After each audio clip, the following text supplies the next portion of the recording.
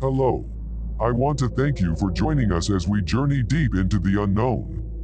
Tales of terrifying creatures, monsters, and more. As we take this journey together, be on the lookout for our hosts. Anthony Canatella,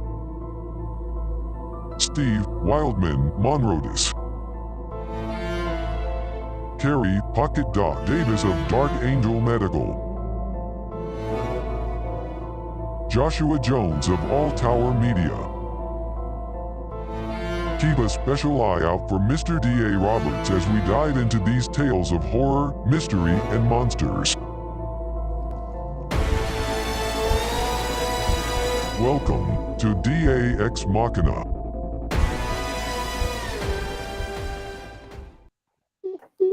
Good evening, folks, and welcome to another edition of Dax Machina. Joining me tonight is my usual partner in crime on Saturday night, Steve Wildman Monrodis. Anthony Canatella is here tonight. Carrie Pocket Talk Davis, our pint-sized medic, is in the house.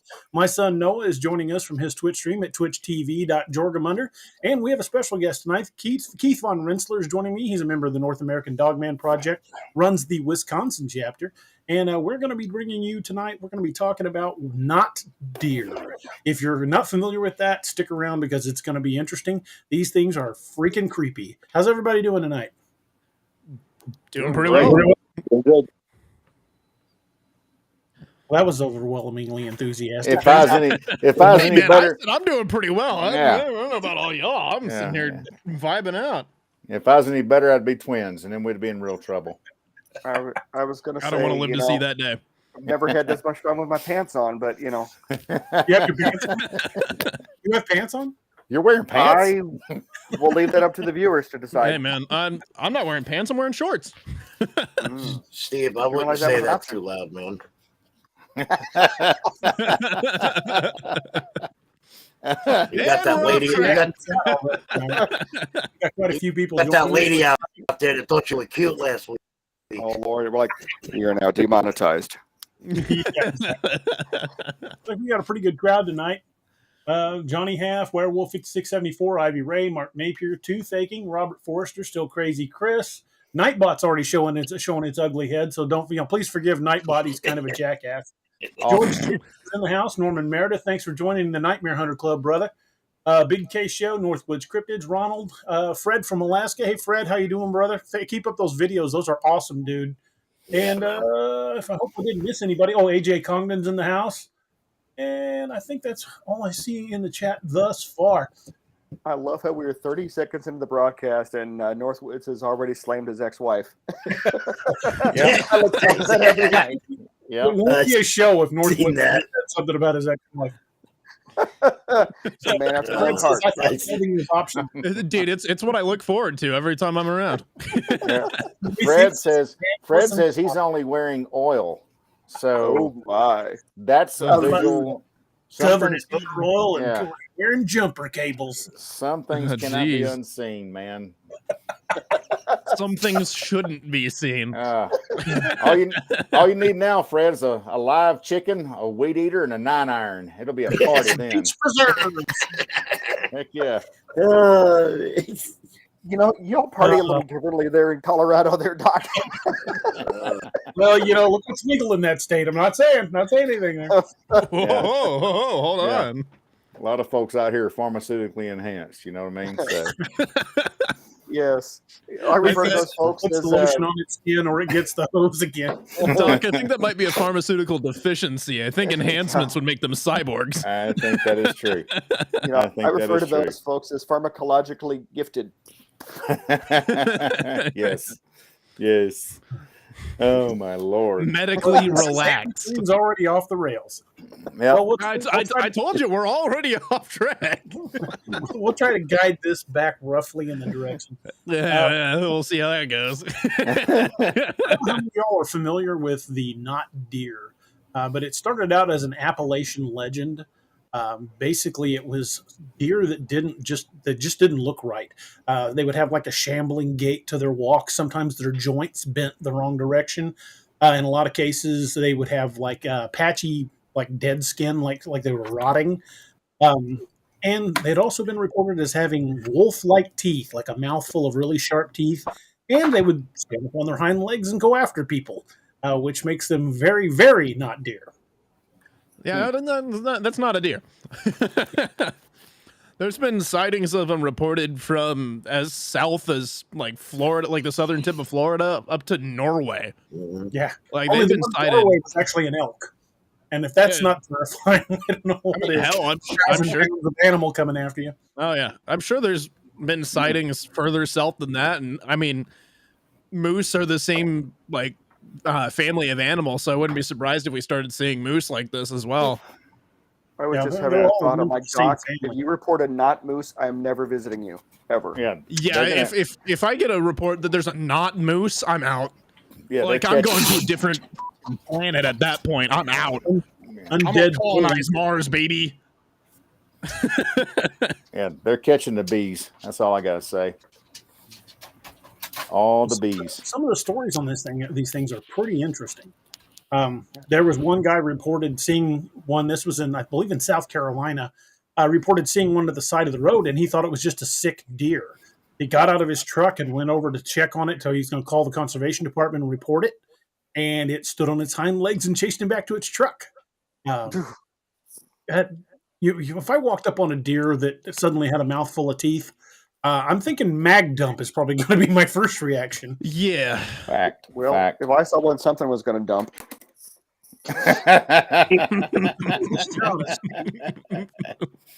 This is true. Hey, Mondoc.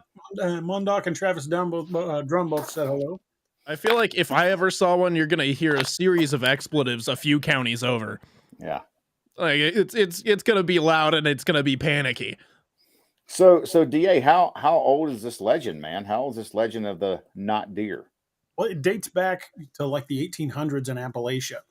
But here's the weird thing. A lot of the descriptions sound eerily similar to the legend of the wendigo. But when you start comparing them completely, they're very, very different. They start losing a little bit of similarity and start digressing into their own things, or not digressing. Evolving. Yeah, Diverging. diverging. That's the word. Diverging. Interesting. New England Dirt Roadie says bowel dump. that's where I was going there, New England. Yeah.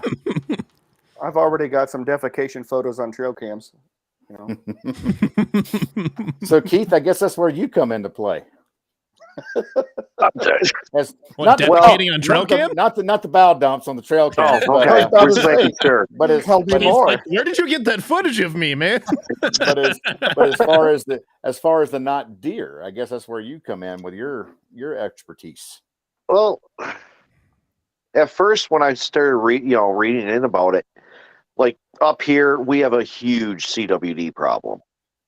And if you actually watch videos, it kind of mimics it to a point with how weird they can get.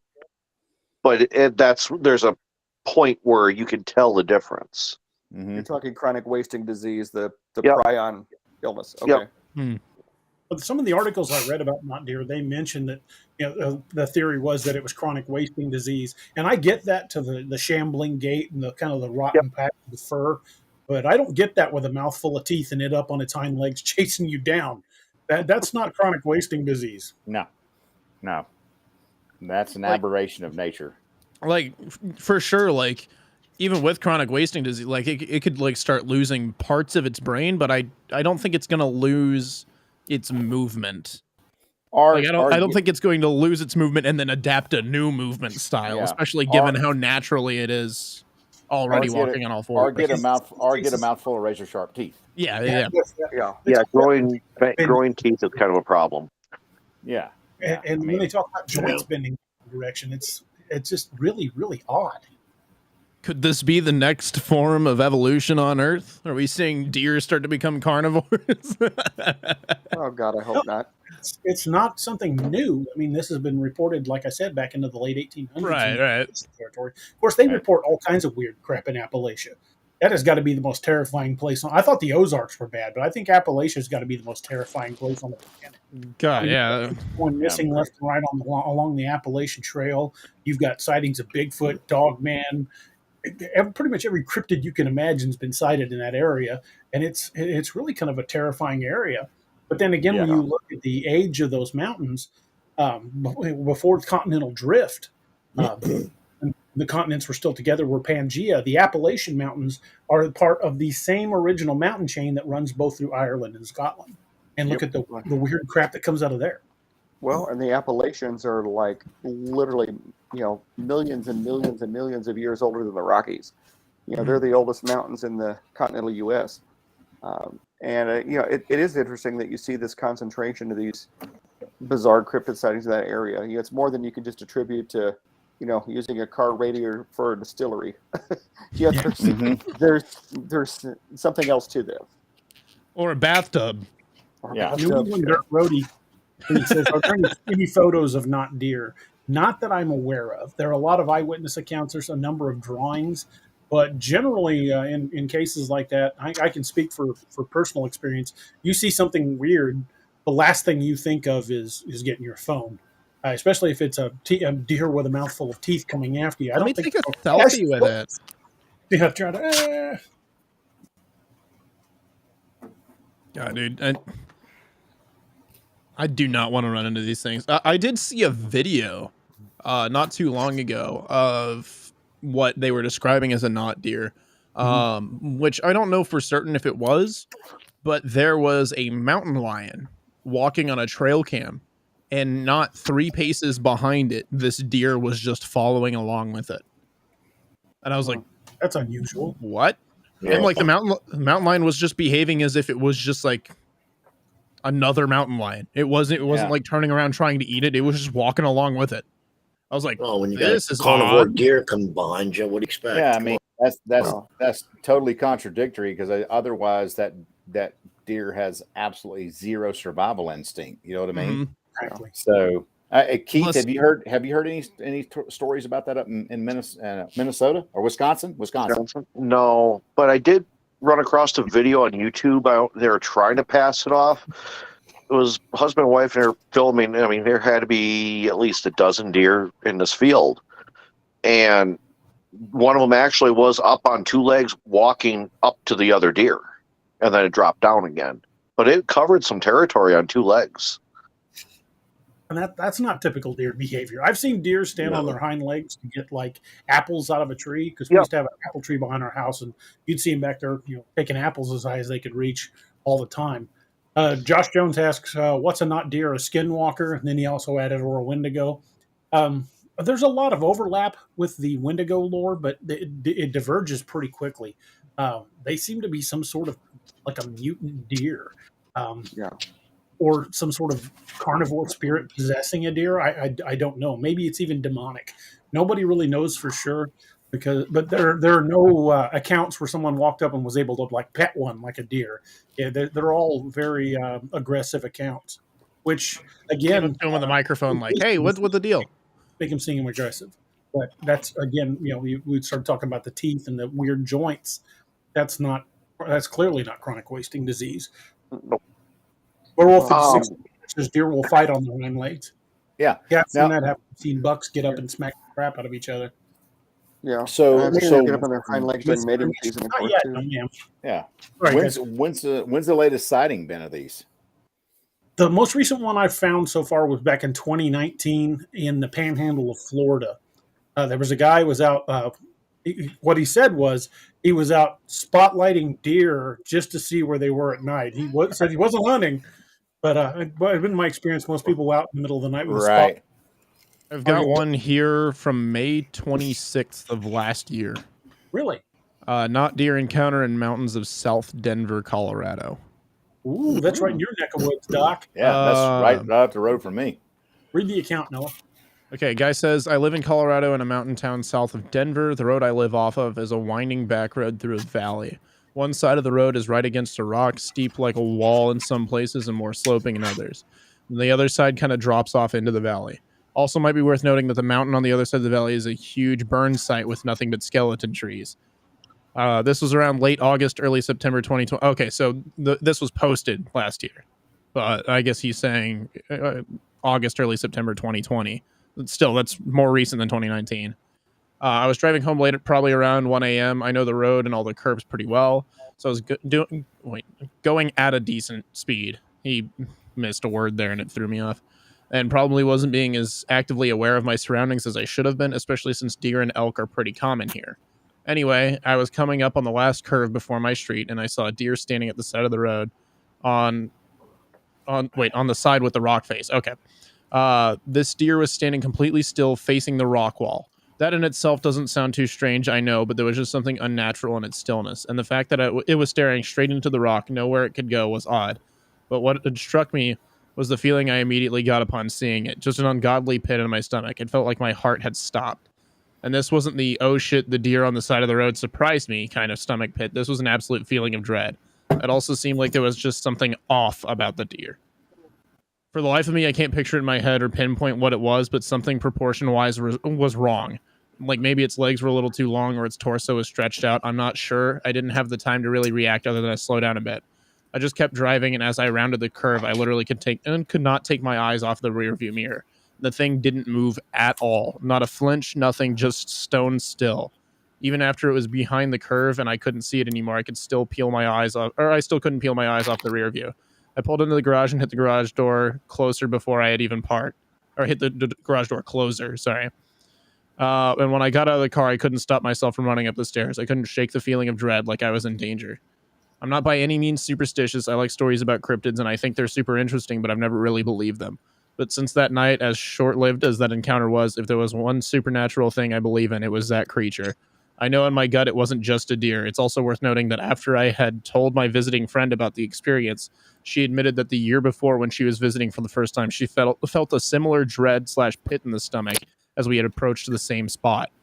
It seems like the, quote, not deer is pretty new, and there isn't a lot of stories and sightings of them, but from what I have read and led to believe, that is what I saw that night. Creepy stuff. That's creepy. Well, the one I was reading about, the guy in the Florida Panhandle that was spotlighting, just looking for deer, that it acted different at first. He thought it was just a deer. I don't know if any of you have ever lit up a deer in your headlights, but they will generally freeze and stare right at the light. Mm-hmm. And he said this one not only was looking directly at him, but he watched it blink and turn toward him and start coming toward him. And he said when it got about 20 yards away, it stood up on its hind legs. And that was the point where he dropped the spotlight and ran to the truck and got the hell out of there. Huh. Wise man. Interesting. It is funny how we're seeing more and more unusual animals and unusual things. I meant to tell you the other day, DA, when I went back home to visit the family for Mom's birthday, as I was driving back through Mark Twain National Forest, I saw a melanistic mountain lion. And, Wow. Really? Just 15, 20 years ago, they denied we even had mountain lions. And I've seen a few juveniles. This one, it was a mountain lion. The tail was way too long to be anything else. And it had, tail as long as its body, tiny little head, and that thing was coal black. Just by itself, walking along Missouri Highway 8. And obviously I wasn't going to stop. There's no shoulder anyway. But I was like, interesting. That's odd. Melanism in a mountain lion is extremely rare. If we've got enough of a breeding population that we're creating melanistic ones, something is going on. Yeah, I saw one back in the mid-'80s. My cousin John and I were out coon hunting one. And his coon dog treed something and was going nuts. And when we got up there, just before we got to it, we were lighting the dog up with flashlights. And one of them, a black panther, jumped down out of the tree, killed the dog. And when we told the Missouri Department of Conservation what we saw, he looked us right in the face and goes, "No, those don't exist. You couldn't possibly see one." Like, it killed the dog. We were looking right at it. Yeah. He's like, no. It had to be a normal mountain lion. Wow. No, there's been a handful of reports of cats with melanism in Missouri. A lot showing up more recently than there have been in previous times. Like I remember reading a couple of stories last year about them, and they'd been like last year accounts. Like people were like, yeah, I was just out hunting and like, I'm out in the woods near the Missouri-Iowa border, and there was definitely a like Black Panther or some sort of big black cat that started coming after us. Yeah, they have them here in Florida. They say 1 out of 100 is black, and you know that lions can get that as well. Really, lions can be what's the term? Panthers, I guess, because panther isn't exactly a species of cat. It's a like disease effectively. Yeah, well, it was really neat, because it was like 5, 6 o'clock at night. I figured, okay, it's near dusk. It's probably hunting. We just walked alongside the road, and I'm like, part of me wanted to stop, and part of me was like, well, that's completely stupid. Well, they have, and of course, along there, there's no, there's no shoulder, so. Mark Twain. Weird shit happens along that road. The Mark Twain's creepy, especially. Weird shit happens in Missouri. We have a lot of weird shit. I mean, we've even got a few highways with ghost cars on them. Mm-hmm. There's one up near Kansas City. There's one not far from like Stratford. Like, there's one in Branson that I've never had a chance to go explore. That supposedly there was a house burnt down that had kids in it, and if you drive down the road slowly, when you reach the other end, you can get out and look, and there'll be small handprints in the dust on your car. Oh, wonderful! I have heard that story. I've seen videos of it. I haven't found the road yet. I want to go down there and film with my dash cam. Not me, man. I'm out. Yeah, that's not terrifying. Ghost kids are not for me, bro. Nope, that's not terrifying at all. I mean, like the only thing worse is zombie kids. Well, I'm out. The swamps of southeast Mississippi or South Mississippi. I mean, like us, we were talking about this on another episode. A lot of my family was down in the Pearl River swamp area. Picayune area, close going towards Slidell, Honey Island Swamp, all that area. And my aunt called them wampus cats, and my grandma and everybody, they called them wampus cats.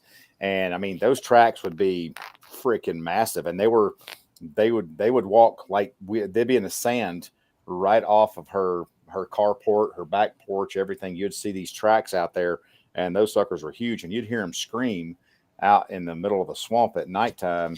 And I mean, it'll make you pee down your leg, dude. I mean, it's nothing. You're like, yep, time to look at my watch. It's screw this crap o'clock. It's time to go back. It's a hair past a freckle. Time to get on out of here. Yeah, it's time to go back to the house. So, you're seeing. I think we're seeing a lot of aberrations of nature. And I think Lene just said something. She said the veil is thin. I think sometimes there might be a rip in the veil. And we're seeing a lot more weird. Distinctly, crap out probably there. in the Appalachian region. Yeah, I mean, since there's a lot of weird shit that comes from out there. Yeah, I know this is not specifically not deer, but it's a weird deer story. One of my buddies that I knew from when I was a Greene County deputy. One night he got a call that a car had hit a deer, and it was out on Campbell between Springfield and Nixon, just on the Greene County line. And he went out there and found the deer, and it kept trying to get up and falling down, get up and falling down. So he called it in, told him there was going to be shots fired. He was going to put the deer down. So he gets his AR out, walks over, puts one right through the deer's head, goes back to the car gets ready to get in. The deer gets up and starts like lumping toward him. So he shoots it again. He ended up shooting it 10 times before it dropped, and he was shooting it in the head each time. Holy shnikes. Wow. Jeez. He's like, I don't know what the hell that deer was on, but I thought it was going to kill me. Yeah, deer must have been on bath salts or something. Did you guys ever hear about the bear that got into a drug trafficker's car and ate I think it was like 60 kilos of cocaine? Yeah. God, dude. He's a coke. I bet there was like a 14-minute period there where that bear was unstoppable. Yeah. It died of a heart attack. Its heart exploded. Yeah. Say hello to my little friend. Yeah. Hey, maybe that's what happened with that deer. Maybe that deer got into somebody's coke stash and was just going ham. Holy crap. 14 minutes of immortality followed by paranoid and yeah, but that deer was laser focused for 14 minutes, man. Yeah, he was unstoppable for that 14-minute period.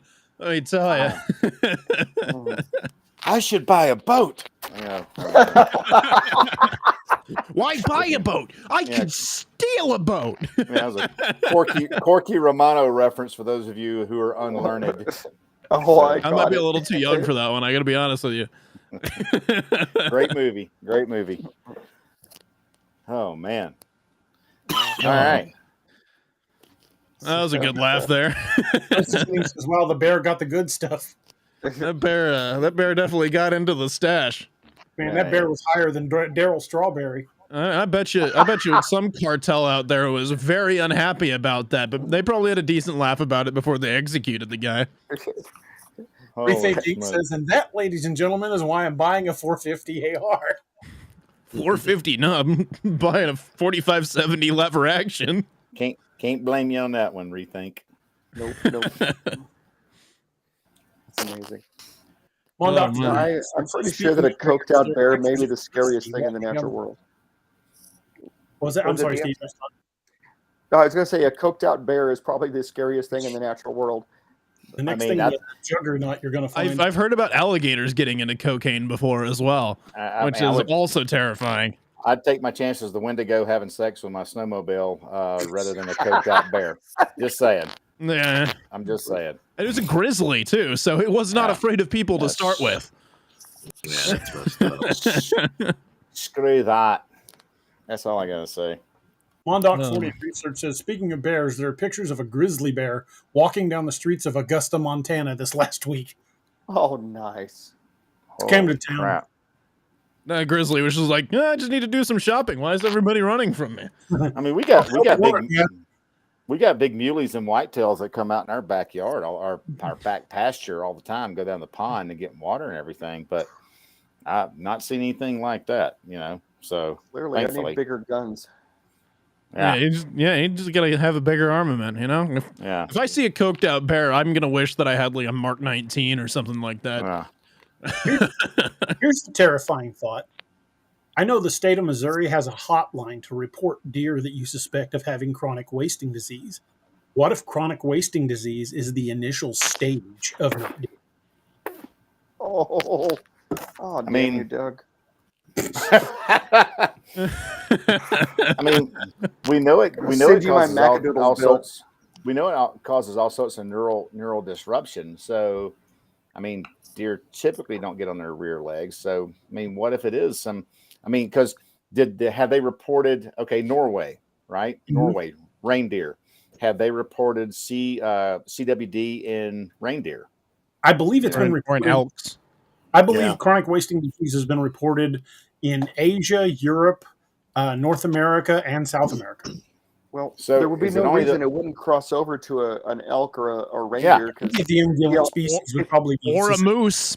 Yeah, well, it crosses over into humans. Yeah. In humans, it's Crutchfield-Jacob's disease. If it could cross over to us, or we're not even in the same order of animals, let alone the same genus or species. That's right. Yeah. That's a scary thought. 1980 CNH. I've used that phrase for so many years. That bear was so high to hunt ducks with a rake. I actually put that in a report when I was a cop. The subject was so high he could hunt ducks with a rake. And my lieutenant called me into his office and goes, take that out. Come on. Yeah. It's just a descriptor. Yeah, they frown on stuff like that, DA, because we had some rather colorful acronyms to describe patients on our patient care reports when I was working in Alabama as a paramedic. And one of our favorite ones for site calls was FCFCP. And I'll use the PG-13 version. It was freaking cuckoo for Cocoa Puffs, is what it stood for. And the state EMS agency put the kibosh on that real quick. Said, y'all can't use those abbreviations. Unapproved abbreviations are a no-go. Unapproved abbreviations. Yes, that's always the one. Can't refer to when I worked in the jail, one of the things we had to do was escort the psych doctors would come in to talk to inmates. And one time I was following one of the doctors around, and I won't say who it is. Steve knows her. I know who she is. We're doing rounds, and I'm just kind of sitting back, just there in case somebody gets violent with her, just staying out of the way. And I'm not really paying any attention to anything that conversation, because it's not my purview. I'm not interested in what they're telling the mental health doctors. I'm just there as You're not HIPAA approved, right? I really didn't care. I wasn't listening. I didn't want to listen. But the doc's got her clipboard, and she's talking to this guy, and she's nodding, saying, "Okay, yeah, yeah." And she writes the initials CLB right next to his name and circles it. And I'm like, huh, wonder what that means. So we finished the rounds, and I'm thinking I'm about to learn some new mental health shorthand for some disease or clinical disease. I said, "Hey doc, what does CLB stands for?" She looks at me and goes, "Oh, creepy little bastard." Yep. Yep. It's amazing how many unapproved abbreviations you come up on. A couple of years ago, old age finally set in, and I had to start wearing bifocals. And I was really concerned, being diabetic, that my vision was suddenly, acted up on me. And so, I go to the eye doctor, and I've been seeing this same guy for 20 years, and he's, doing everything with the little, optometric instruments and everything. He goes, got it. I'm like, got what? It's like the aha. And I said, what is it? And he's like, well, you've got a serious, a substantial case of OAE. I'm like, OAE. And I'm like, okay, I'm a registered nurse. I'm like, I have no idea what the hell this is. This must be really bad. And I said, what is OAE? And with a deadpan look on his face, he goes, old ass eyes. Yeah. Yeah. And I'm like, you just could have gone with presbyopia. Give me some bifocals. I'll walk away with my head down. It'll be fine. Yeah. Well, before we digress too far down the optical stories, let's kind of guide back to the not deer. I want to explore that theory a little more. What do you guys think? What could chronic wasting disease be like early stage, like some form of lycanthropy for these freaking deer? Well, you might be onto something. I mean, we don't fully understand what a prion can do.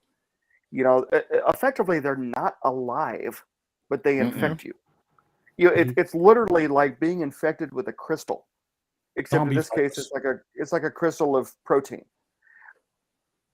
Most of the time when they get reported, there's a hunter out in the woods who's like, dude, I saw this fucked up deer. And the guy calls in and they destroy it. And then they incinerate it because you can't cook the meat. I mean, your cooking temperatures won't kill it. You got to vaporize this thing. Mm-hmm. I don't know what would happen if you just let it go. I don't know. What do you think, Doc? I'm along those same lines, man. Like I said earlier, I mean, we know it disrupts the neural pathways. So, there could be all sorts of aberrant behavior with these things. And, like you said, we don't see the end stages. They typically catch it in the early stages and then it's incinerated. I mean, what if they kept one? What if they captured one and kept it and they started seeing all this weird behavior, this strange behavior exhibiting? But I mean, I'm still lost at the teeth. I mean, I know Mark Napier was saying there's a water deer over in Southeast Asia that has fangs, and that's freaking terrifying enough as it is. But I mean, a typically herbivorous creature with a mouthful of fangs, that doesn't fit the narrative. You know what I mean? That doesn't fit nature. That doesn't fit science. And so, I mean, I think it's plausible, but I mean, I'm going to have to defer to the experts. I mean, Keith, what do you think, man? Well, for one, I think they can still interact with normal deer too, to a degree. Mm-hmm. And they've been seen in herds of deer. Yeah. So, that's partially the reason I don't think there's a ton of sightings, because you could drive down the road, see a herd of deer and not think nothing of it. Right. Like up here, we have like not even a mile up the road, I always pass a herd. Could there be something else to it? I mean, the CWD theory is there, but could it be something else that we've never found, shall we say? Yeah. And they're blending in with their herds with deerflage, Right. So. Well, Doc made a good point with the teeth. I mean, the prion disease is not going to change the dentition of these animals. No. Could it be a genetic? I mean, they could lose. Could it be a genetic flaw? I don't know. I mean, I'm thinking of like when humans get it. If you get a human with Crutchfield-Jacobs disease, they don't grow fangs and attack people. They go like full on Stephen Hawking. There's no. Yeah. They're not the kind of thing you're scared of. They're trapped in their own body. They shake and they get locked in. I mean, it's like a cow with mad cow. Yeah. Yeah. deer grow horns, and horns are basically just a bony protrusion. What if it just causes bony protrusions to extend from the jaw? Well, They're not really teeth; they're just chunks of bone. Yeah. Yeah. I don't know. I What know do you that think, the man? well, okay, so I've got a little bit to discuss here.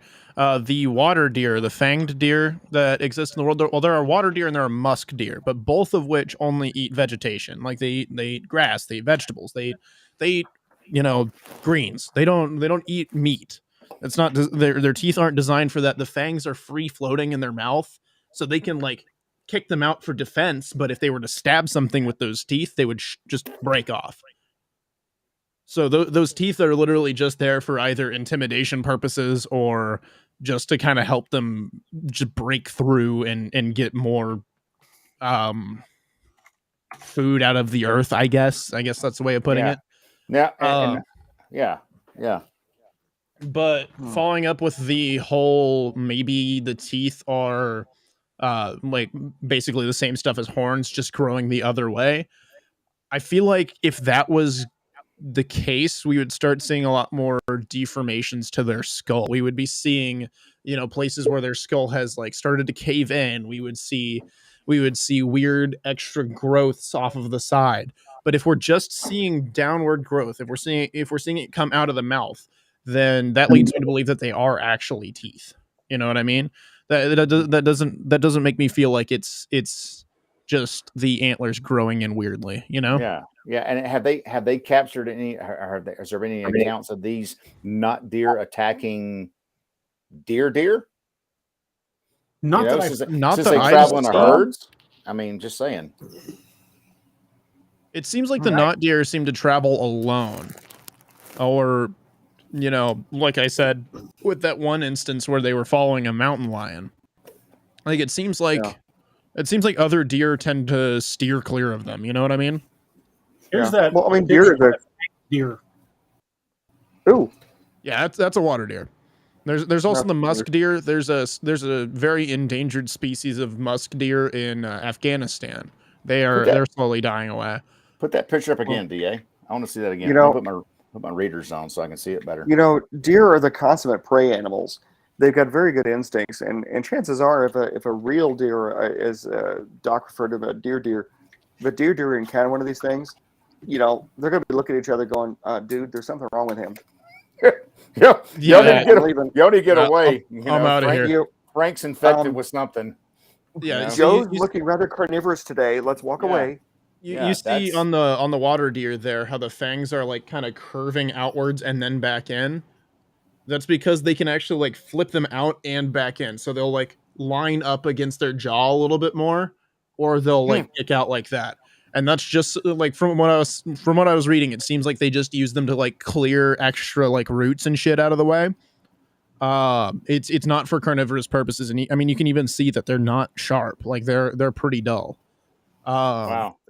But that since honestly they're looks like a taxidermist just playing around. Yeah, it would still get shot. Just saying. I mean that's still venison right there. Let me tell you. Yeah. Holy crap. Yeah, so that's interesting, man. That's very interesting. But yeah, I like you said, I think if the other deer saw it, it'd be good camouflage to travel in a herd with them. Mm-hmm. But the other deer would probably be like, this fool ain't right. They would sense something was off. Yeah. They have a very good danger sense. Yeah. But water deer and musk deer are often referred to as vampire deers. So I saw that Lexington in chat said Bambicula.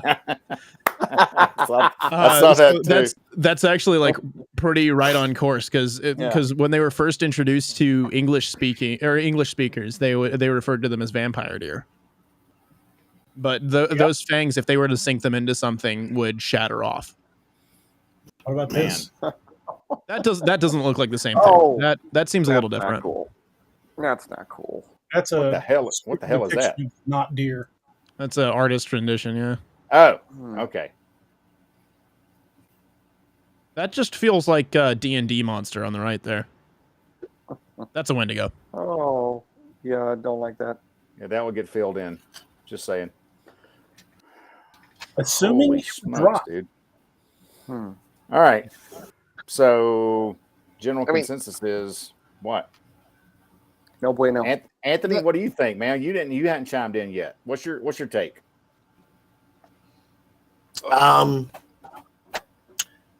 think Mother Nature's pretty screwed up. That's what I think. If it is, I mean, really, I mean, there's much weird stuff out there. It's ridiculous.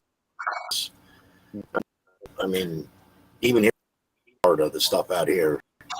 I mean, you got iguanas, you got pythons, you got everything adapting and changing, and it's crazy now. Yeah. Well, I mean, not to slam on Florida, but think about all the news stories that begin with a Florida man. ... You know, the same applies to the animals. I mean, things are happening there.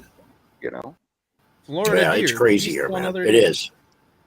I mean, we had, like I said, when I had my property, there was a deer farm, I would say about 2 miles up the road, and they would trophy deer. And some animal activist cut the fence, and you had all these deer running all over Fort McCoy in the Ocala forest by me. That were that you would never see in Florida, never. And I won. And everybody thought I was full of shit. And they're like, you didn't shoot that. This thing, the base of it was like that. Holy, It was ridiculous. smokes. And there's a lot of them that, there was a lot of them that were buckskin, that they weren't solid tan. They had all over them. And it was because the guy said it was because of interbreeding. And there's them running around out here. I mean, just crazy, the genetics that they had out here. you know, if we don't mind putting a tinfoil hat on here for a minute, you know, during the megafauna period in our own, you know, geologic history, there were, you know, dire deer. Mhm. You know, there were like ridiculously large deer with some really bizarre traits.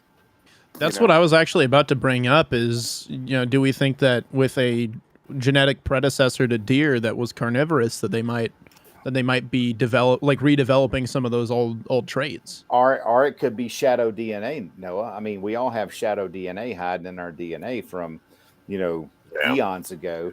And I mean, and that's considered recessive, but again, you know, from a scientific standpoint, recessive traits tend to come to the surface. They bubble to the surface every now and again, and maybe that's what we're seeing is some of the recessive traits that are popping up, and that's what. And folks are like, "What the hell is that, Bobby?" You know, and we don't know. And you tend to we don't select know what for it them is. when you're in you know, in periods of environmental stresses. You know, you select for these recessive traits. You know, Yeah. You know, when the dominant traits are in danger.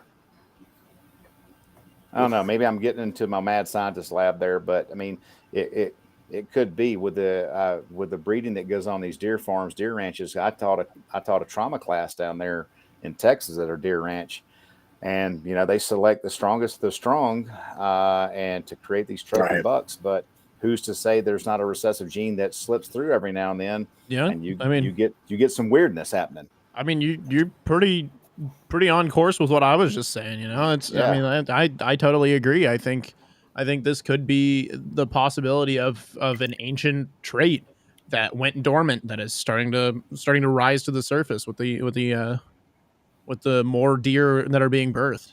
Yeah. Okay, so let's throw some weirdness into that a little bit more.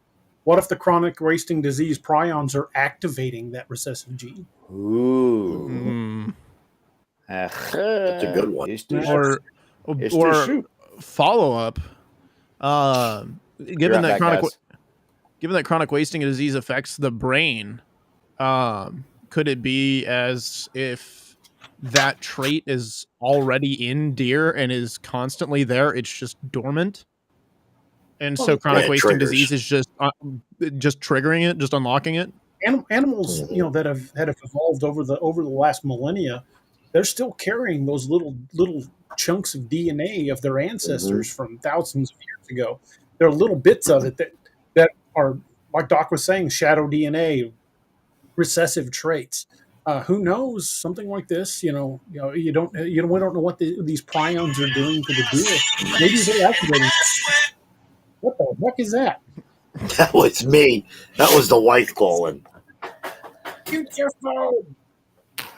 If you need to call her, go ahead, dude. Yeah, I'll be right back. Hold on. I'm gonna mute No problem. it. Doc, did you hear what I was saying? No, I didn't catch that. I had a call from my daughter, so I no problem. want to make sure it wasn't an emergency. Saying that shadow DNA that links back to their ancestors from millennia ago, those prions could be activating some parts of that shadow DNA. I mean, that's a very plausible theory, man. Genetics. I mean, genetics and this stuff kicking up from eons ago. Who's to say it's not plausible? It would be very naive to say, oh, that's not plausible, because I think in the realm of science, and I think Steve would agree if he was here, he'd say, yeah, science is a very, it's a very weird thing, and weird crap happens all the freaking time, for sure. So that would also probably explain the reports of their forward-facing eyes too. Right. Yeah, they face forward more like a predator. Yep. Yeah. Have there been any differences with their footprint? They still have the split hooves, or they have a different type of print, or what? Some of the accounts indicate that when they stand up on their hind legs, the cloven hoof acts something like a 3-fingered hand. Yeah. That doesn't give you nightmares. Nothing will. Yeah, I'm a horror writer, and this kind of stuff just really gets my creative imagination going. And if I decide I'm going to use not deer in a book, I'm going to go with the prions and chronic wasting diseases being the origin. I mean, because it makes sense. And that's the thing, reality doesn't have to make sense. Fiction does. You've got your fiction stories have to make a certain amount of sense. And I think, from my perspective, from a writer's standpoint, I think this chronic wasting disease is the most logical explanation on how these deer become not deer. They start out reporting them acting very much like chronic wasting disease, like shambling movement, chunks of dead skin or dead fur falling out. But then they change. We don't know, because at least in the state of Missouri, the Department of Conservation will find and will locate any reports of chronic wasting disease, and they'll destroy that herd. Right now, and DA, when was the account you had was from 2019? The one Noah had was from 2020. What was the account you had, and where was it from? The one I had was from the Florida Panhandle. Okay. The old boy was out spotlighting, looking for deer. Oh, okay, that guy. Yeah, okay. Some of the ones in the Appalachia, though, date back to the late 1800s. That's interesting. Including one, I want to say it was Cumberland County, Kentucky. A guy reported a not deer, and this was in, I want to say 1986, if I remember the account. But the guy was sitting at home. He lived in a cabin out in the woods, away from folks, like pretty much most of us want to do these days. But he was sitting at home, and he kept seeing. He always said he always saw deer in his front yard. But when it got weird was he heard it come up on the front porch, and then it tried the door. It sounded like hooves coming up the steps, and then saw the door handle start turning. He said it was locked, but he grabbed his rifle and looked out the window, and it was back down on all fours, walking away. Okay, so I'm going to interject something even further, more paranormal. Could this be something demonic in nature, something Native American or something like that? There's been a lot of talk. Yeah, there's been a lot of talk in the chat about it being demonic. Yeah. I mean, I wouldn't dismiss it being demonic, particularly in an instance where it tries a door handle like that. Because I mean, think about what a demonic possession could do. I mean, think about all the accounts we have of demonic possession in humans, contorting humans' bodies, mutating them, doing absolutely just weird and vile shit to the body. I mean, imagine what it could do to a far less resistive and intelligent species. Yeah. Yeah, I mean, they're not coming in your house for some walnuts or anything like that. You know what I mean? So it's not a cup of tea type situation. So speaking from a natural standpoint, yeah, it could totally be the wasting disease. But speaking from a more supernatural point of view, I think demon is entirely within the realm of possibilities. I mean, because what are wendigo? You know, wendigo Yeah, I are mean- supposed to be possessed as well. Yeah. Well, maybe it is a wendigo. You know, one thing I was thinking of when you were talking about the demon possession, you know, I was raised Catholic. I've read all kinds of funky stuff about demon possession because, frankly, I find it interesting and it scares the shit out of me. But you know, some of the reports of these demon possessed individuals, you would see some very bizarre behaviors. You'd see things like, you know, joints bent back the wrong direction and things like that. I don't know if I've read any accounts of them growing teeth, you know, and which leads me more to something more along the lines of a wendigo or I don't know. It's just, Well, I mean, They act very stuff in different. memory. you also got to take into account, Steve, the accounts you're reading are on humans. So I mean, like, we're a stubborn, intelligent species. So I mean, there's still going to be a degree of resistance. Not to Okay, mention, understand. I mean, not to mention we're both meat eaters and plant eaters. So there's not a lot of sense in changing our teeth because I mean we can do it anyway. You know what I mean? I'm gonna throw some more science at you. All right, now let's say it's a wasting disease. Everything, and they're starting to waste as they are starving. They've been described as almost like a skeletal type structure, like in their physique. What if their gums are receding as well? I mean, this might sound crazy, but what if their gums are receding and it gives the appearance of the teeth looking longer? Well, that's how some of the vampire lore started. The vampiric, Yeah, a lot of the lore legends of that is from the kinda goes gums with actually this. receding. Yeah, it does. Only Yeah. the extra eyes kind of throw it off. Yeah. We're all good until we get to the extra eyes on the side of the face. Let's not address the extra eyes. Everything's fine until it grows extra eyes. Yeah. Then we're a little Yeah. we're a little curious at that point. Everything's cool till it's eating your face off, you know. So I'm playing devil's advocate here, but I mean, Well, what that's if a it's very some good sort of point. what if it's a disease process that causes the gingival tissue to recede? My only thing with that, Doc, So- my only reservation with going along with that, right, is going from monocular vision to binocular vision, looking Mhm. straight versus looking outwards. True. If we're talking about a species that it's starting to degrade, it's starting to lose parts of its body, there's nothing that's going to lose the tissue between the eyes Correct. to force them Correct. inwards. Because then the tissue has to recede and then it has to grow new tissue in Right, order for right. those eyes to be in Yeah. place. So I mean, And that's front facing eyes, as we all know. That's true. That's predator vision. That's you know? predator vision. Yeah, 100%. Yeah. Weird. I don't know. I just know I don't want to see one. Just in saying. that No. in that same vein, I actually have a story here. I don't know from when, but it's from the St. Louis area. The account says, I was young when I saw it, probably around 10 years old. I remember it and I shouldn't be able to. Most of my family lives in St. Louis, Missouri. My grandfather liked to take us bowling. He used to take this shortcut. I don't really know if it was a shortcut, if the road there, or if there was a road he didn't like, or my grandfather just didn't want to drive over bridges. We would take a route that just led us through a wooded area. If you know the Midwest, the farther from town you get, the more it is untamed land or farmland. This was untamed land, tall woods and a clearing near the road. In that clearing, there was a group of deer. Not unusual. We normally saw deer that were, or we normally saw the deer that way, and my brother and I liked looking at them. One of the deer, a buck, stood out way away from the rest, a little closer to the road, a little farther from the rest. Luckily, there was distance between us and the clearing, covered by some tall grass, and so these deer were about 40, 50 feet away from us. That deer was looking straight at our car, moving its head as we drove by so it could keep watching. Deer have monocular vision, or eyes on either side of its head for a wider field of view. So they look at you from the side. That deer was facing us. That deer was tracking us, forward-facing eyes.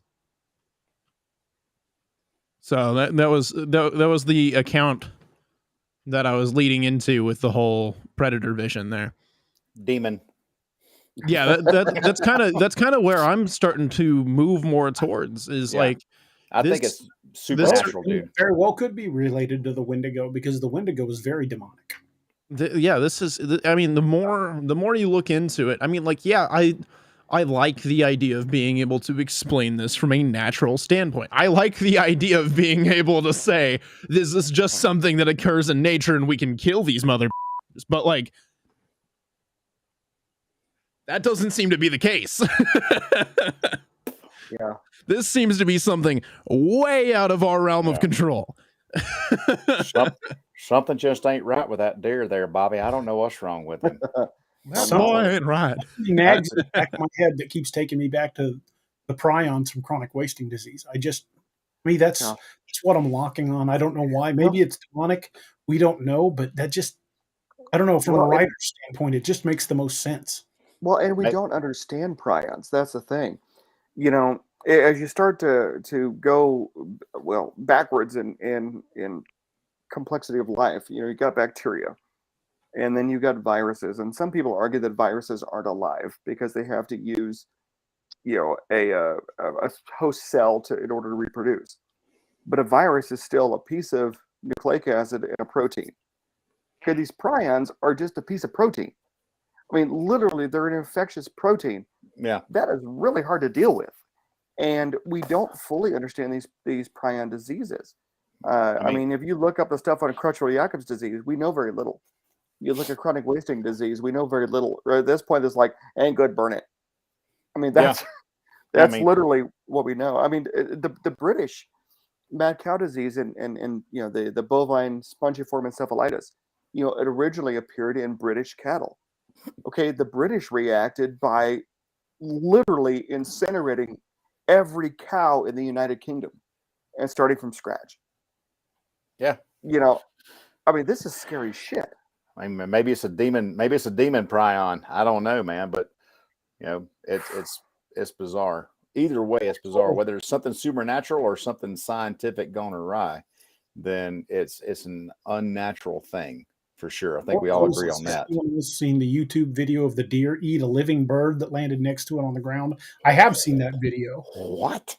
Yeah, it was. I'll see if I can find it sometime on it's on YouTube. It just this bird lands on the ground next to this deer, and this deer is just sitting there, and then all of a sudden it just reaches down and grabs the bird and chomps it down. What in the Mutual of Omaha's Animal Wild Kingdom is that? Let me see if I can find it. From what I'm reading about that, apparently deer just like to terrorize birds. Apparently they're just assholes. That's what I'm reading. Researchers keep on finding evidence that deer like a protein snack of a bird from time to time.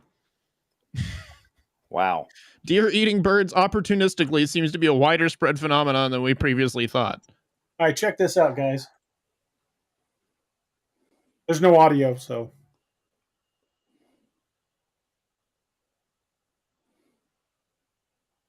Don't eat the goose. I think that's a ceramic goose. It's going to need not deer teeth for that.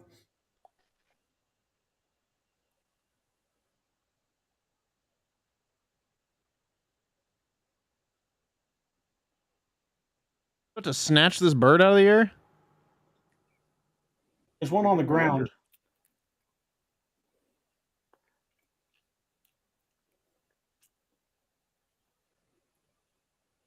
See the bird on the ground? I mean, an animal that size needs protein every now and then. One buzzing around its head's probably pissing it off. That's what it seems like it more be to me, and him instead of him eating it, just y'all get the hell off of me because they're like dive bombing his head. Seriously, they're bombing his head. He's like, "Fuck you, I'm gonna eat you." Yeah, exactly. Oh my god! Holy shit, snacks! Wow. It just Yeah, my lord. He's all like manja, manja, manja, manja. You know, yeah, from what I can tell, deer are just assholes. That just seems to be the going consensus. I think it could have been a payback to those birds too, because those birds are being. There's a deer eating a rabbit. That one, I don't know about that one. I don't know, man. That rabbit is having a bad day. That other deer's looking at him like, dude, what the What are you doing?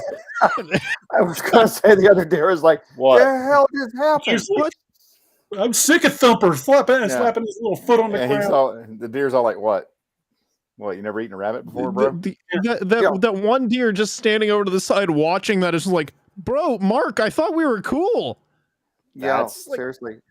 What the Well, man? hysterical. The deer in the background just like, Exactly. it wasn't It's like, quite sure dude. what to do with it. Yeah, What knock that shit up. What the hell? Yeah. It's like, not cool, bro. They have a camera. Yeah. Boom. Exactly. Wow. That's interesting. You know, I've never seen. I thought they were. Herbivores. I didn't know they were Yeah. omnivorous. Well, kind of to backtrack a little bit about the binocular vision, the prey vision versus predator vision. Yeah. Lene Perkins made a very good point. You look at a horse or a cow, they do have those side-mounted eyes, but they will track you. Yeah. If you come across a deer like at a nature center or something, they will all face you directly, and they just kind of freeze. There is some overlap in their vision, but not like ours, or not like a hawk or another predator. And so, I guess it depends on the degree of the vision. And I mean, me personally, if I come across a fanged deer that's eating meat, I'm gonna be real focused on what it's looking at. Yeah. That's some freaky crap, man. I kind of feel like the whole eating a rabbit or eating a bird thing might just be just a opportunity thing, Protein. Yeah, that's what I'm saying. It's like an animal that big. I mean, it requires protein. I mean, human bodies require protein. Everything requires protein to live, So we're talking an animal that's mainly comprised of muscle at this point, right? Because they run everywhere. So I mean, it's going to need a lot of protein. So it might just be I'm eating this because I need protein and it's opportunistic, This is my energy bar. I don't know. Yeah. Like that, to me, it doesn't. The hour. I wanted to take a quick moment to remind everybody, if you're new to the channel, hit that like and subscribe button. If you're watching us on Facebook, your comments may not come through because for some reason Facebook does not work and play well with Restream. So if you're watching us on Facebook and you want to get into the moderated chat, it's probably best to go to the YouTube channel, which is youtube.com/DARobertsAuthor. Make sure you hit like and subscribe on that. And since we're at the top of the hour, we'll take a quick moment for everybody to refresh their beverage of choice. And we'll hear a quick word from our sponsor, which is that young gentleman right down there that just took the break, Doc. So let's hear a word from him, and we'll be our sponsor, which is Dark Angel Medical. Hey everybody, this is Perry Pocket Doc Davis from Dark Angel Medical, and you are listening to DAX Machina with D.A. Roberts. You may recognize me or some of my products from Dark Angel Medical in some of the Apex Predator, Lakeview Man, and Wild Hunt books, and you can get those products at www.darkangelmedical.com, along with training classes on how to use those products and save a life. Shoot us an email at info@darkangelmedical.com and be the difference. Well, folks, if you do go over to Dark Angel Medical, make sure you use discount code cryptid25 for 25% off for our viewers. That comes from Kerry. He gave us that discount for just the viewers on our show. And if you pick up the new Spear Kit and you want the Team Odin rocker, just put in the notes on your order, put Team Odin or codename Wild Hunt, and they'll throw in that Team Odin rocker on your Spear Kit. And while everybody's refreshing drinks real quick, I'll also play a quick word about my books.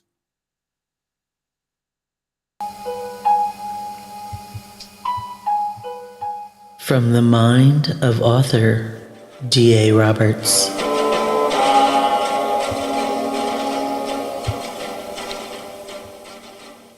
Cryptids, Lakeview Man, Apex Predator, codename Wild Hunt.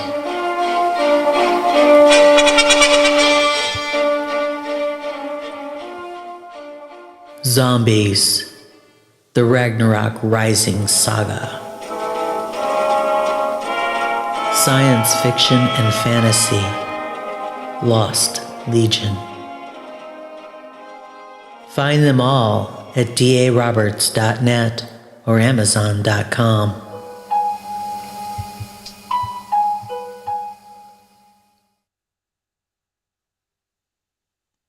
And we're back from our quick break from the sponsors, so to speak, paying the bills.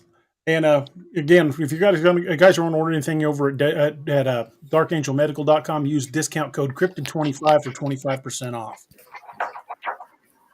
Oh, There you there's go. one of the kids. There you Doc, go. like you were never gone. Hey man, I came in right at the right time. Yeah, Yeah, and you for those of you who have ordered from us here as of late using that coupon code, thank you very, very much. We really appreciate y'all. Lene Perkins says, questions, what's the origin of not deer? Have they been around a long time? The oldest accounts I can find of them date back to the late 1800s in the Appalachian Mountains. So they seem to have been around for a while. Hey, Cryptidville's in the house. Evening, folks. Yeah, I'm getting the same thing. Excuse me. So Keith, That's being head of one of the North American Dogman Project groups, Thank you. in your research, have you run across any accounts of these while you're trying to vet some of these dogman encounters? No, I haven't heard of any. Oh, sorry. Okay. That's all right. Not quite what I was expecting, but that's all right. That gives us an answer. Yeah, we got our first super chat of the You night. know from what? Tom But see, Thomas. the worst part is, I don't know how many of you guys deer hunt. Knowing about these now compared to like how many years in the past you've deer hunted kind of makes you wonder. Right. Yeah. It does. Well, and I guess I'm even more terrified of the fact because I'm not a hunter. I'm a gun guy. I like guns. I'm used to shooting things that don't move.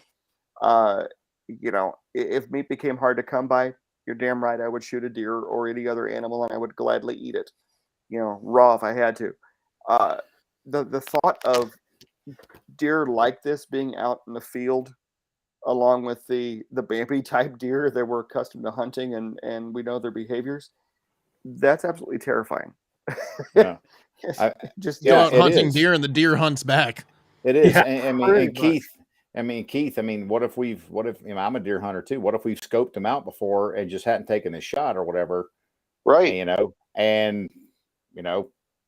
Well, that kind of falls back into that first story that I read. The story that the guy got just a feeling of dread as this one was just staring at the rock face. I mean, I've never gone deer hunting before, but I mean, like, if you were to look down your scope at a deer and just feel dread, like overwhelming dread as you stare at this deer, I mean, I probably wouldn't take the shot. The other question is, even if you did take the shot, what would happen? Yeah, directly at you. Yeah, it just looks over at you. You're just like, no, not taking that shot. No, it's time to go. Yeah, it's time to pack up, go home. DA can vouch for this. We have a nature center here in Springfield that is ridiculously overrun with deer, like to the point that they are tearing the bark off all the trees around here. And they're, of course, you would know about it too, Noah. The trees are dying from all these deer. These deer are so unafraid of humans that they'll walk right up to you. I've pet them, and I'm sitting there thinking, okay, I'm going on a hike through the nature area there, the nature center, in my Bermuda shorts and my t-shirt, and I go to reach out. The thought of some of this happening really bothers me. And they're already talking about the environmental stressors that the deer in this place are suffering from because of the limitations in food supplies, and they're starting to. The Missouri Department of Conservation is already starting to look at like limited bag hunts and stuff like this in order to kind of preserve the species. Okay, if they're under that much evolutionary pressure, that kind of place to be more likely to have some of these crazy ass not deer. They're going to start evolving to eat more things because they're going to start losing out on food sources because they're overpopulating. Therefore, evolution's going to kick in and they're going to start being able to adapt and eat more various things, You're right on where I was going with it. I'm like, there's going to be a certain amount of deer in this little nature preserve. They're going to say, fuck this, I'm done with tree bark. Yeah. That turtle over there is starting to look mighty good. Let me do a quick shout out to Tanya Willis for the super chat. I want to thank her for the super chat. That is awesome. She says, just giving support to the channel. I truly enjoy and look forward to each show. Thank you all for the time and energy you put in. Wishing all good things for everyone. Be kind, love one another. I appreciate the super chat. Thank you very much. We've got a couple of questions in the chat as well. But Tanya, thank you so much for that. Lexington 73300 says, question, how would not deer or killer squatch or dogman fit into the Gaia hypothesis? Maybe antibodies to the human infection. For those of you who aren't familiar with the Gaia hypothesis, it's basically that humans have become something of an infection and the planet is looking for ways to basically shrug us off and start over. Like the Earth has decided we're an enemy. And in a lot of ways, I could see how that's pretty well spot on. But I don't know if that would work into that. In fact, it's one of the theories we're working on is it's possible that not deer might be demonic in some way. So I don't know how it would work into the Gaia hypothesis, but we may have to do a show on the Gaia hypothesis at some point. Yeah. The other questions makes you wonder, what do the DNR actually know about them? That's the weird thing. Is the DNR, especially the Missouri DNR, are very closed-mouthed about certain things. Like they refuse to admit that there were melanistic or Black Panthers here in Missouri until they became so abundant. Steve's seeing them on the side of the road. Now they're like, yeah, there might be a few wandering around. They also refuse to admit that there were black bear in Missouri, even though just it was 20 years ago they released Arkansas released a crap ton of black bear in northern part of Arkansas, and much like everybody else, they wanted out and they came north to Missouri. So we've got a lot of black bear. In fact, we're seeing them in people's yards here in Springfield. People are catching originally them on the doorbells. In 1995, they were denying mountain lions in Missouri. I had an instructor at the university who was doing his research on Missouri mountain lions, and basically the DNR were telling him he was a dumbass. They're like, there are no mountain lions here. You're wasting your time. You're wasting your money. The DNR still denies there are wolves in Missouri. They said there hasn't been a confirmed wolf sighting in 150 years in Missouri. Quick addendum to that. I've been down by Table Rock Lake at night, and I've heard them. Yeah. Quick addendum to that. They recently reintroduced wolves to Missouri in 2019. Really? Yeah, they reintroduced a large pack of wolves to Missouri in 2019. Where did they release them? North Kansas City side.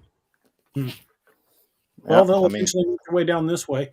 Down near Eminence, Missouri, about 20 years ago, right around 2000, they reintroduced elk to Missouri, and the population has exploded to the point that they're about to start authorizing limited hunts.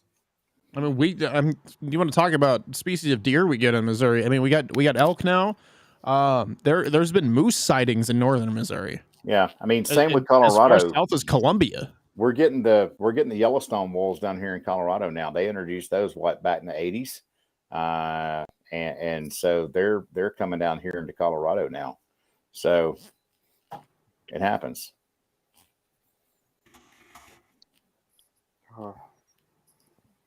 Yeah, when we start playing God with evolution, I'm beginning to wonder what we're going to come up with here.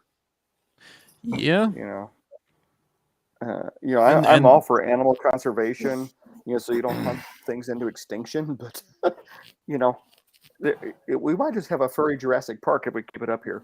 That's what I was about to get at. Is like, I mean, we're working on technologies to clone animals to bring animals that are endangered out of endangerment. I mean, what if, I mean, speaking from like a naturalist standpoint here, what if the Earth is tired of our shenanigans? Yeah, I mean, we may not be top of the food chain anymore, Right. Well, look at the direwolf. Your internet issues. It's like you look at the direwolf project.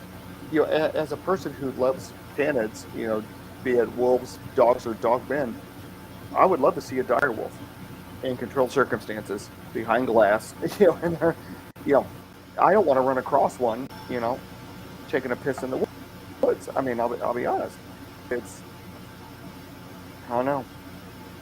It kind of boils down to the whole. I think, what was it? We mentioned Jurassic Park. Jeff Goldblum. Just because it can do something, have we thought about whether we should? Yeah. I mean, I agree with Noah. I mean, it's like we keep playing, and Steve too, we keep playing with the DNA, then we may be in for some unintended consequences. Yeah, I mean, and not to mention like overpopulation. Like, I mean, like there's an abundance of humans on the planet, and we're constantly talking about, oh well, we can't let these animals run rampant. We can't let this animal overpopulate, because then it'll start having an effect on the environment. And so, I mean, like, you got to keep in mind, we're an animal just as much as the rest of them. So, and I would go even so far as to say this, Noah. I think we've had a much more negative effect on the environment than they have, you know. So, yeah, I think we've had a much more negative effect. Here's a question for Steve and Doc, our medical guys. How long has chronic wasting disease been known? Is it a disease that's been around for forever and ever, or is it something recent? That I don't know. Yeah, I'm going to start digging. Yeah, I don't know. I don't know. I know it was introduced. I know it was ID'd. I didn't hear about it first until the early '90s, mid '90s, when I was stationed at Columbus Air Force Base in Mississippi, and that was the first I had heard of it. So, because they were like, call the deer on the base.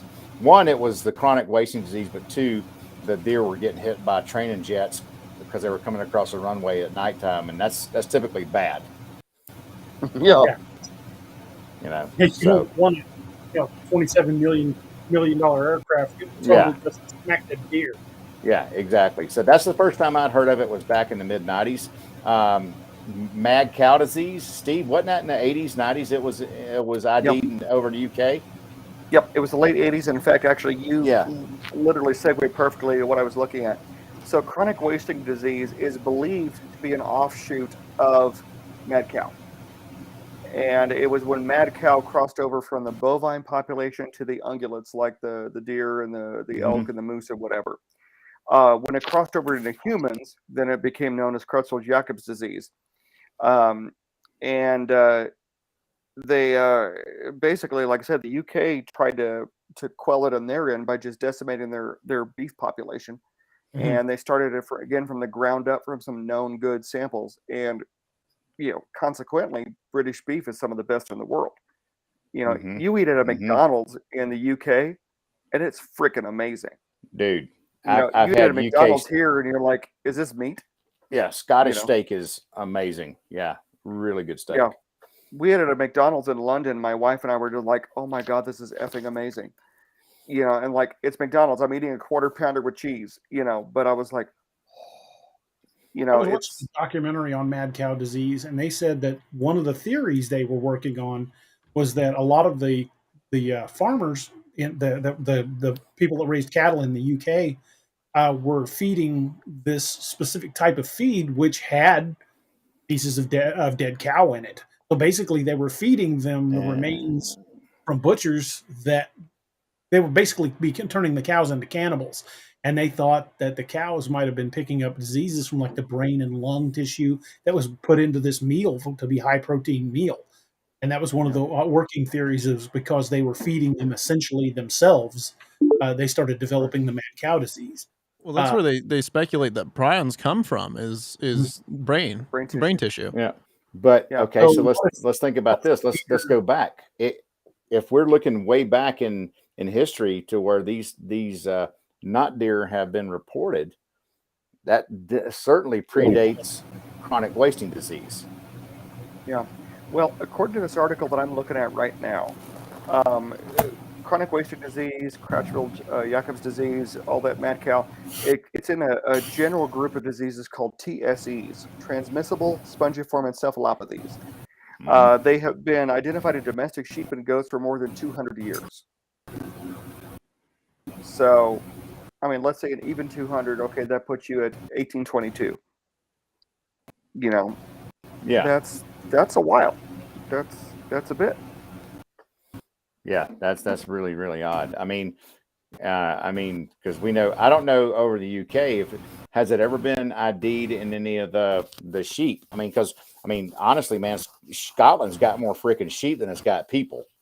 Right. So I'm curious, if it's been ID'd over there, because that would kind of play into your Prion theory, DA.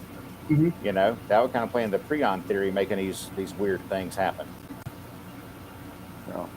So I don't know. And I mean, the stuff is transmissible. It's not like you're going to destroy it with a antibiotic or something like that. You know, Right. Right. Like I said, the British solution was literally they cremated every cow that was on the United Kingdom. Yeah. You know. So what if this is the possibility that feeding on itself or eating brain matter from its own species is causing this prion disease? So what if, even dating back to the 1800s in Appalachia, what if some of these deer, like we just watched on the video, eating birds and rabbits, what if they were feeding on dead deer? Yeah. Yeah. So 1986 was when it was identified in the United Kingdom. So I mean, 1986. So we're talking 35 years, give or take, 36. Right. Yeah. And, A lot could happen in a generation. And then we didn't start seeing reports over here until the early 90s. Mhm. Right. So, well, and they're saying that it seems to be latent for as much as 4 months. Okay, so Bambi eats a dead deer, gets infected with, not deer, and then runs around for 4 months, rutting, feeding, migrating. Yeah. It wouldn't be a big stretch. I mean, there's a reason that many zombie authors have used prion diseases as the vector for their zombie apocalypse. Yeah. It's because it's scary shit. We don't understand it. Oh, the UK destroyed 184,000 cattle. Yeah. And like you said too, Steve, there seems to be that latent phase there, and you can't tell if it's infected until further on down the road. And by that time, how many more have been infected at that point? Well, exactly. I mean, you use the zombie analogy. In a lot of these films, you don't understand that patient zero has been infected until they bite you. Yeah. When they're walking around not biting, you don't know. Yeah, Angie and I were just upstairs watching World War Z, and she's like, dude, right. She's like, dude, those zombies scare the shit out of me. I hope we never have any. I said, yeah, those are the movie though. Yeah, those are the sprinters in DA's book. Those are the sprinters, not the shamblers. That's for sure. Oh god, dude, you gotta talk about terrifying zombies in those books. I don't know if he's talked about this before, but in book 3, when they introduced the stalkers, right? Yes. The reason for that is because I had a nightmare one night that was set in his books, right? And we were at our old house, and Dad ushers me and Nick into what's the term? It's the bathroom with no windows, right? He ushers us into the safest room in the house, right? And he said, "You guys will be fine until the stalkers get here." And then I hear what sounds like them shearing roof tiles off. And I told Dad about it, and he goes, "That's awesome." And he just put in book 3. And I was like, great. "Oh, okay. Glad my night terrors are inspiration to you. That's very much appreciated." Okay, I wasn't near as heavy a drinker until I met DA. And people like to try to blame nursing, but it's just me. Yeah, I'm pretty sure that bald bastard is at least partially responsible. Yeah, and I kind of have a question about the not deer. How fast are they moving in relation to the deer? Well, they've been reporting as walking with like a shambling, jerky gait, like their limbs don't really want to hold them. Right. Well, if you look at the mad cow cases, the BSE cases, they tend to kind of shamble and stagger, and they're somewhat motivationally challenged. From what I've read as well, there's been instances where they've walked either stiff-legged, so they're like really like kind of waddling through their walk, or they're walking like the big power lifter you see at the gym all the time, who's like like they're like legs spread, walking all goofy. So I mean, it kind of falls into the whole like brain deterioration like Prions kind of thing, because like I mean, they might be losing their movement, but that still doesn't explain them walking on their hind legs. I think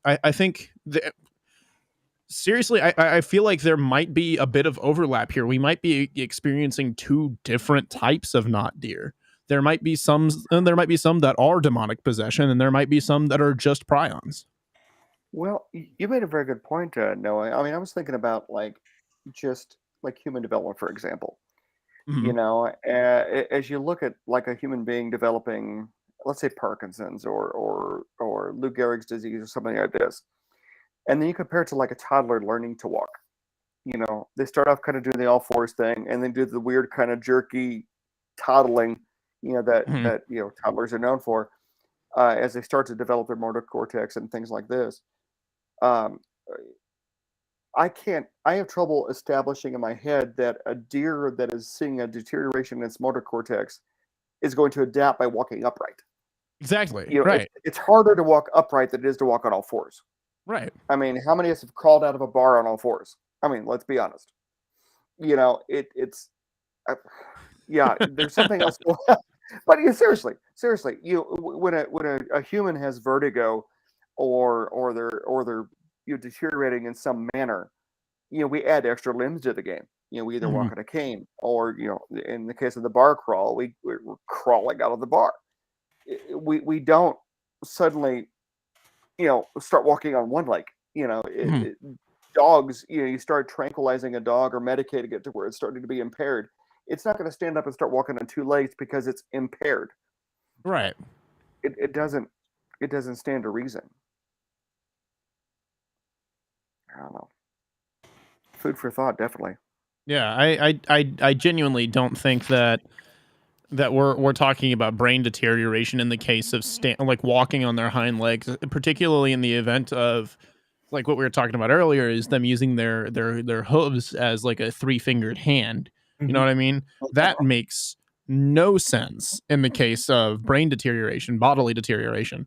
Well, and what about the joints? What about the legs being reportedly inverted backwards? Yeah, to what it should be. That's what I was saying. Is I feel like we may be dealing with two different kinds of not deer here. Ones that are demonically possessed, and ones that are just exhibiting more advanced signs of prion disease, of the, what is it, degenerative disease? What was it again? Chronic wasting syndrome. Wasting syndrome. Yeah. There could very well be two different types. I don't necessarily think that we should narrow in on thinking that it's just one, because I mean, like, look how many species of hominid there were.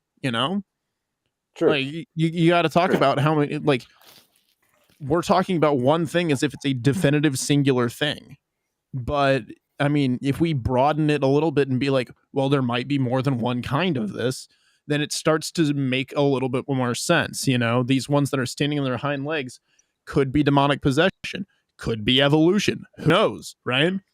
These ones that are losing their ability to walk, these ones that are shambling through, looking rotten, that could just be wasting disease, just a very advanced form. Yeah, exactly. Well, and if you look at the descriptions, literally there's a website, cwd.org, where they talk about chronic wasting disease, because it's a big thing. They're emaciated. They have retarded behavior, not stupid, but retarded as in slowed behavior. Right, signs of decay, things like this. I mean, it fits your traditional zombie. It doesn't explain the walking on two legs, developing fangs, tracking people in a predator-like fashion. Yeah, because it goes from a quadruped to a biped movement. So that's that's weird. It goes from an herbivore quadruped to a carnivorous biped. Right. Yeah. I mean, dogmen are scary enough because you've got a carnivore going from four-legged to two-legged and going after people.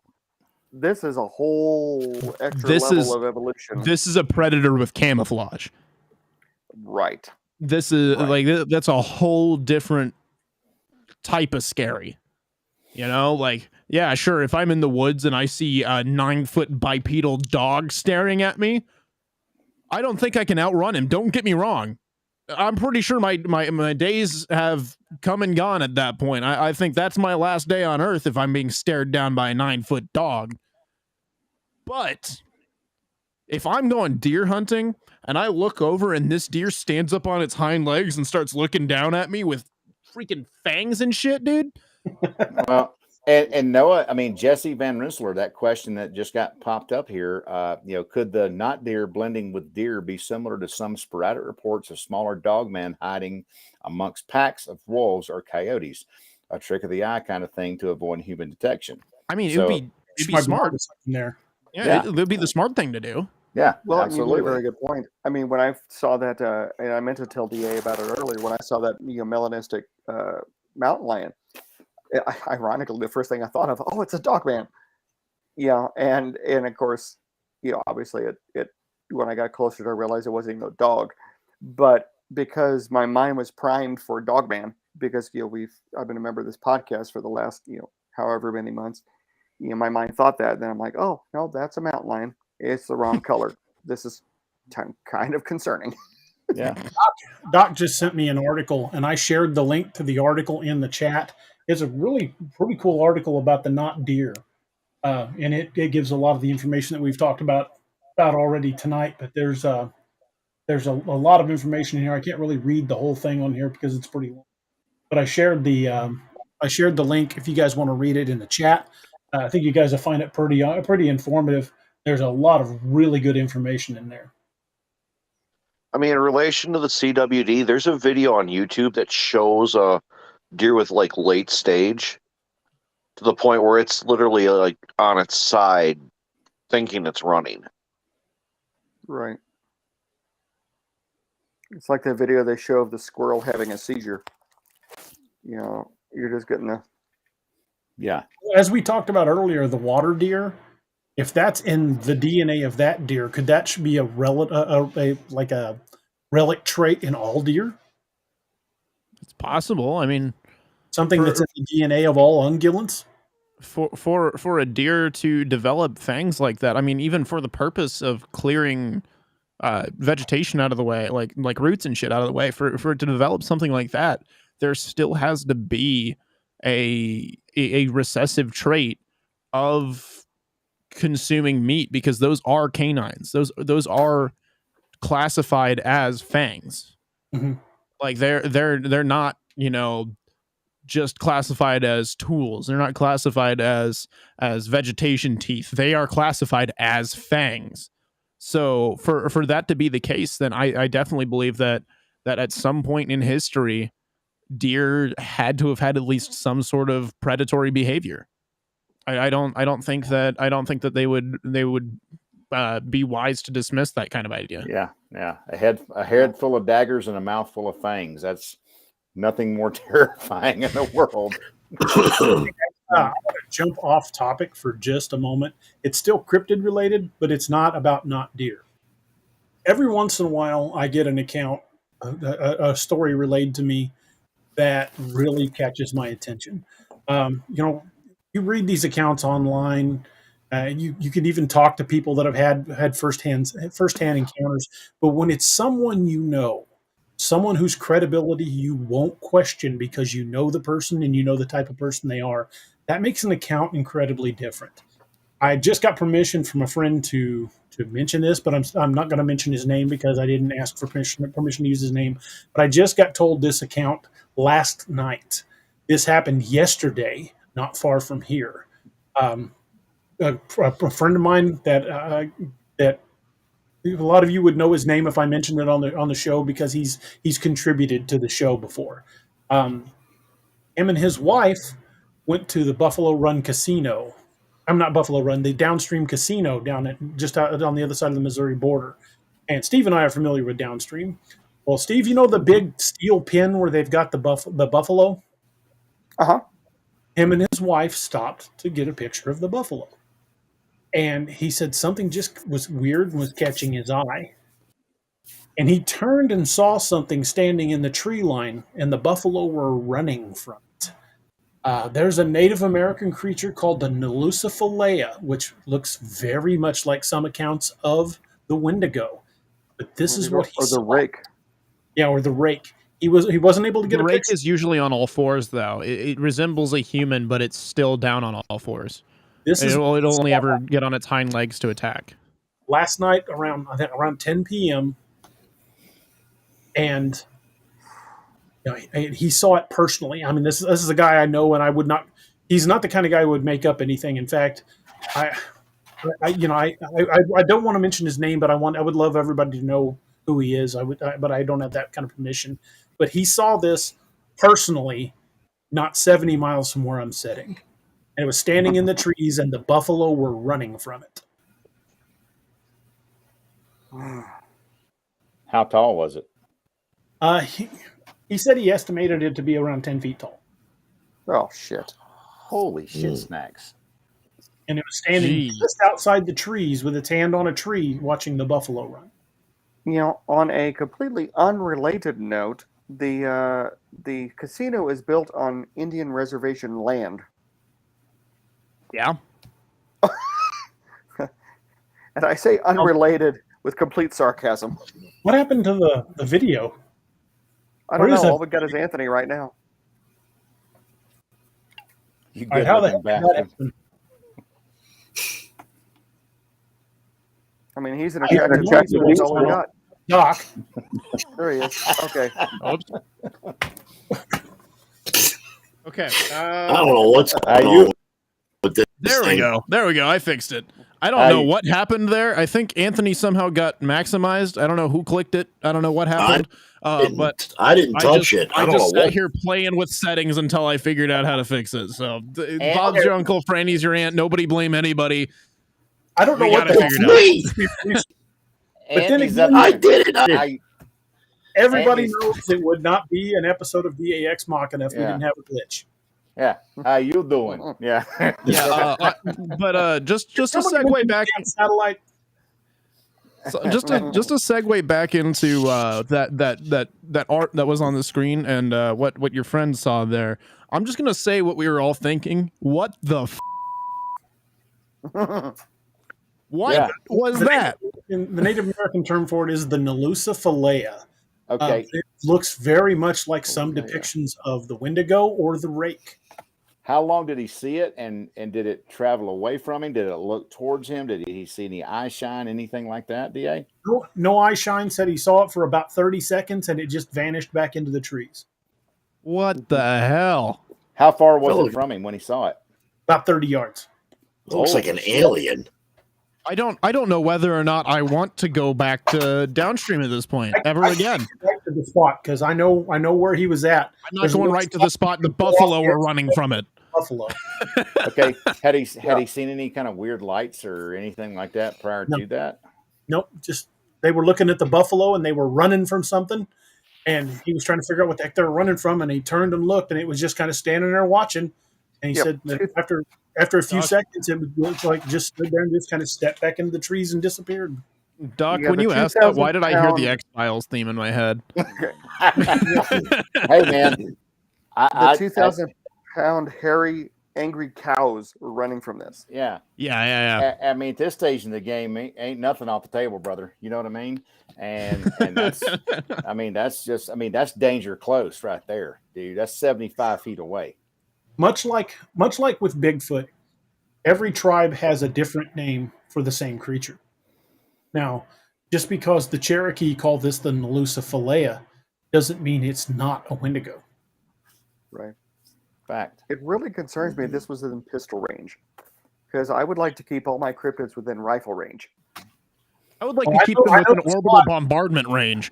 Yeah. I know the spot where he would have pulled off.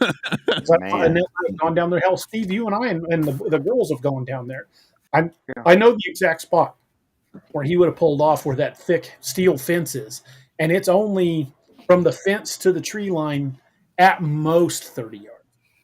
Yeah, I would say 30 yards tops. I would estimate about 25, honestly. Just a quick correction here, Dad. I'm not seeing that Lucifer Fellaia is Cherokee. I'm seeing that it's Choctaw. Choctaw? Well, Choctaw and Cherokee shared a lot of the same areas, so they probably got the word from them. But that's He said at first he didn't know what the hell it was, and when he started looking for for anything that would explain a creature of that description, then the Lucifer Fellaia was the only thing he could find that came close.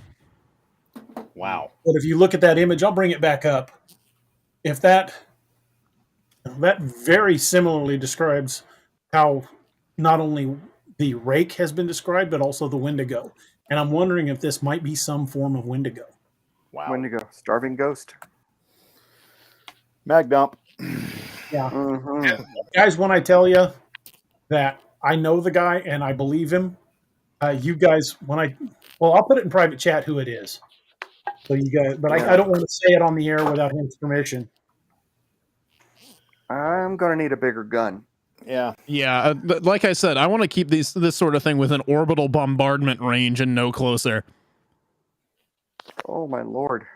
Okay. Like I don't know. If I see one of those things, I am immediately like, no. Drop a tungsten rod on that bitch. We're not messing with this thing. Well, Wow. knowing now who the individual is, that is certainly somebody beyond reproach. Yeah, he's very credible. DA, my when I God. come out there this summer, I am going to bring a 338 Lapua Magnum along with the 458. Just saying. Well, 458. Hey. Just for consideration on that land, I don't know if you'd be allowed to bring it because it's reservation land. That's guidelines. Those are guidelines. Guidelines. those are guidelines. It's more like guidelines. It's like a speed limit or running a full code in the ER. You know, I mean, Right. ACLS, Advanced Cardiac Life Support, has guidelines, and they're like, what you gonna do? We just need to paint a target and call in an Abrams or something like that, and just get that thing out of here. Good Lord, that's horrific. And like, I mean, 25 to 30 yards away, man. And he saw it. He said he saw it clear as day. Yeah. Yeah, clear as day. Unobstructed view. It was outside the tree line, standing, put his hand on a tree. I'm honestly, I don't know which I would prefer more, to keep away from downstream at this point, or if I want to go and see if I can see it. I was thinking the same thing.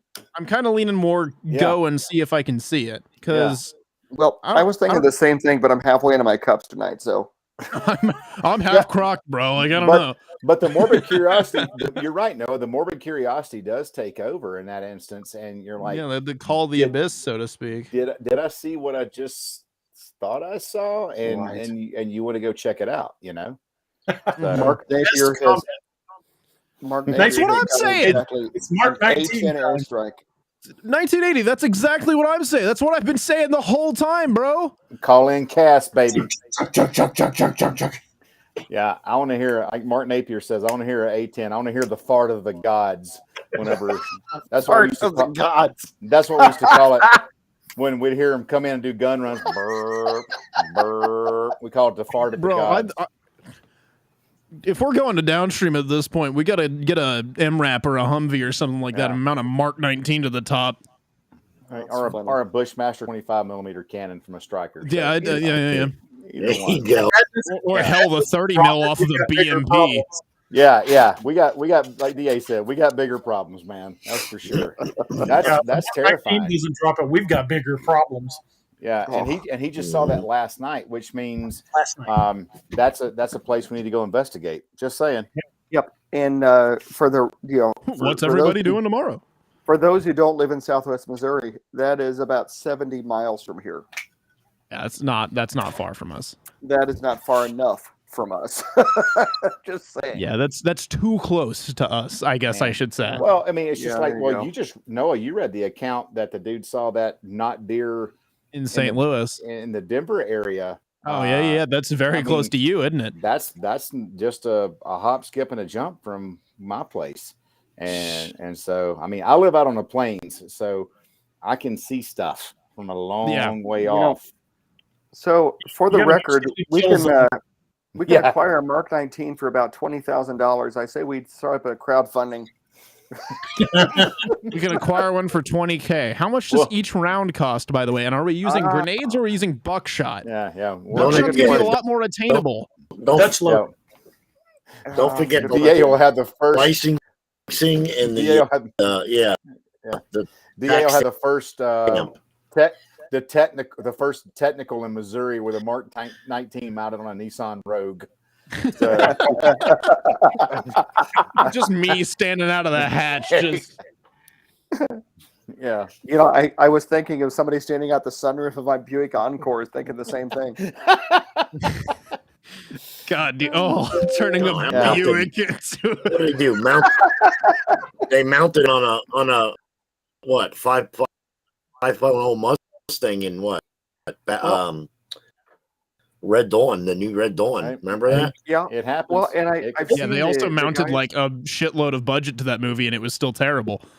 Well, I like to tell folks, if things continue the way they're going, this is what I'm going to get. Oh yeah. Oh yeah.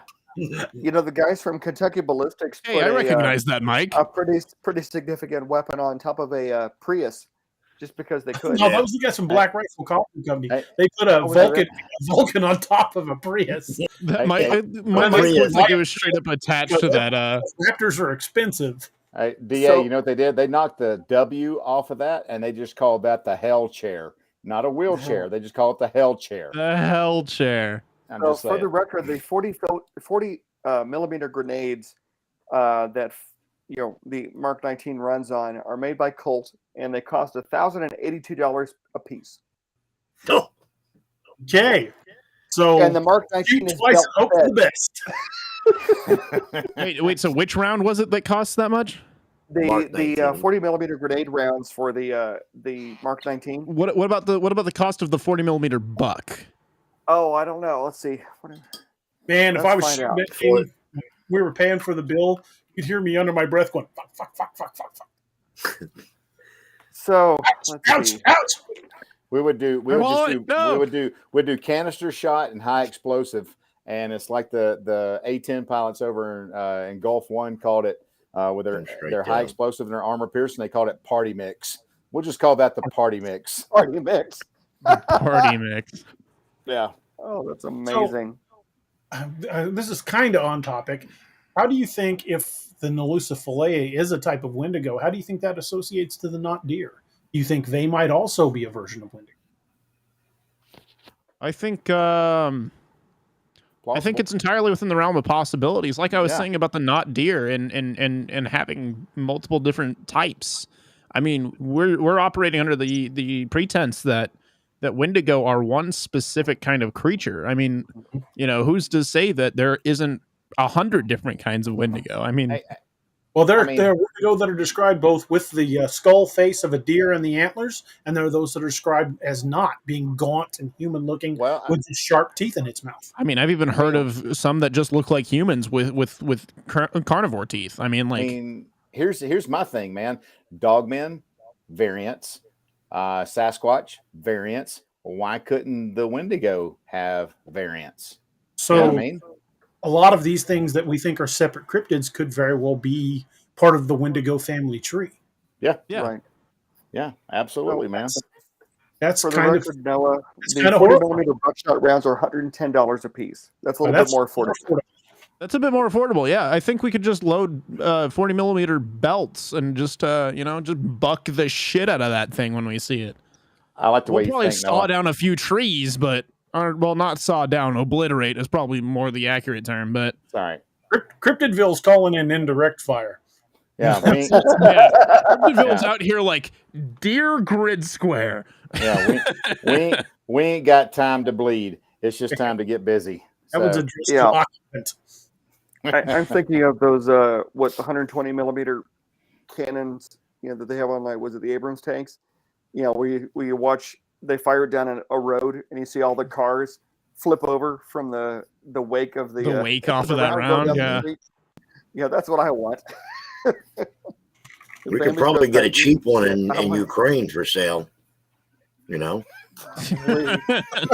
an Abrams. Not No. gonna get a cheap Abrams. To get us one. Yeah, you got what's his name made a comment. The Ukraine farmer, they sell it to you cheap. You never know. only been towed once. That's it. Buy a John Yeah, Deere I mean- tractor too, no less. I mean, and what is your DA? What did your buddy say? Did it just looked at him and just ambled off back into the woods, and that was Didn't it? say anything about it making eye contact. He said that he was basically standing there watching the buffalo run away, and I guess at some point it realized that it was being seen, and it just kind of melted back into the trees. Yeah, I was going to say your friend was probably doing what most of us would do and shitting down both pants legs at that moment, waiting for it to melt back into the trees. I believe if I know him the way I think I know him, he was probably look at the time. Yeah, all I'm saying is every time we go to downstream from now on, I'm packing an extra pair of pants. Yeah, exactly. Yeah, that's interesting, man. And like you said, man, I think this is all kind of interrelated.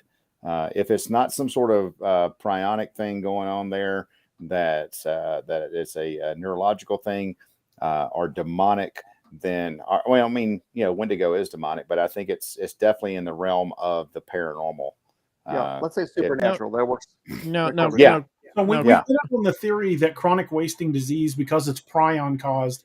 We postulated the theory that maybe deer were feeding on dead deer, and somehow that's how the prion thing started. Well, the wendigo origin story is that it was caused by cannibalism. Yes. That's what I was about. That's what I was about to get into.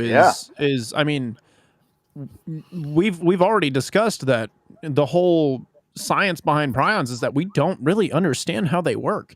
So who's to say that prions couldn't be some sort of mutagen, and that they're causing these deer to have substantial mutations to their bodies, and who's to say that wendigos aren't just people with substantial mutations?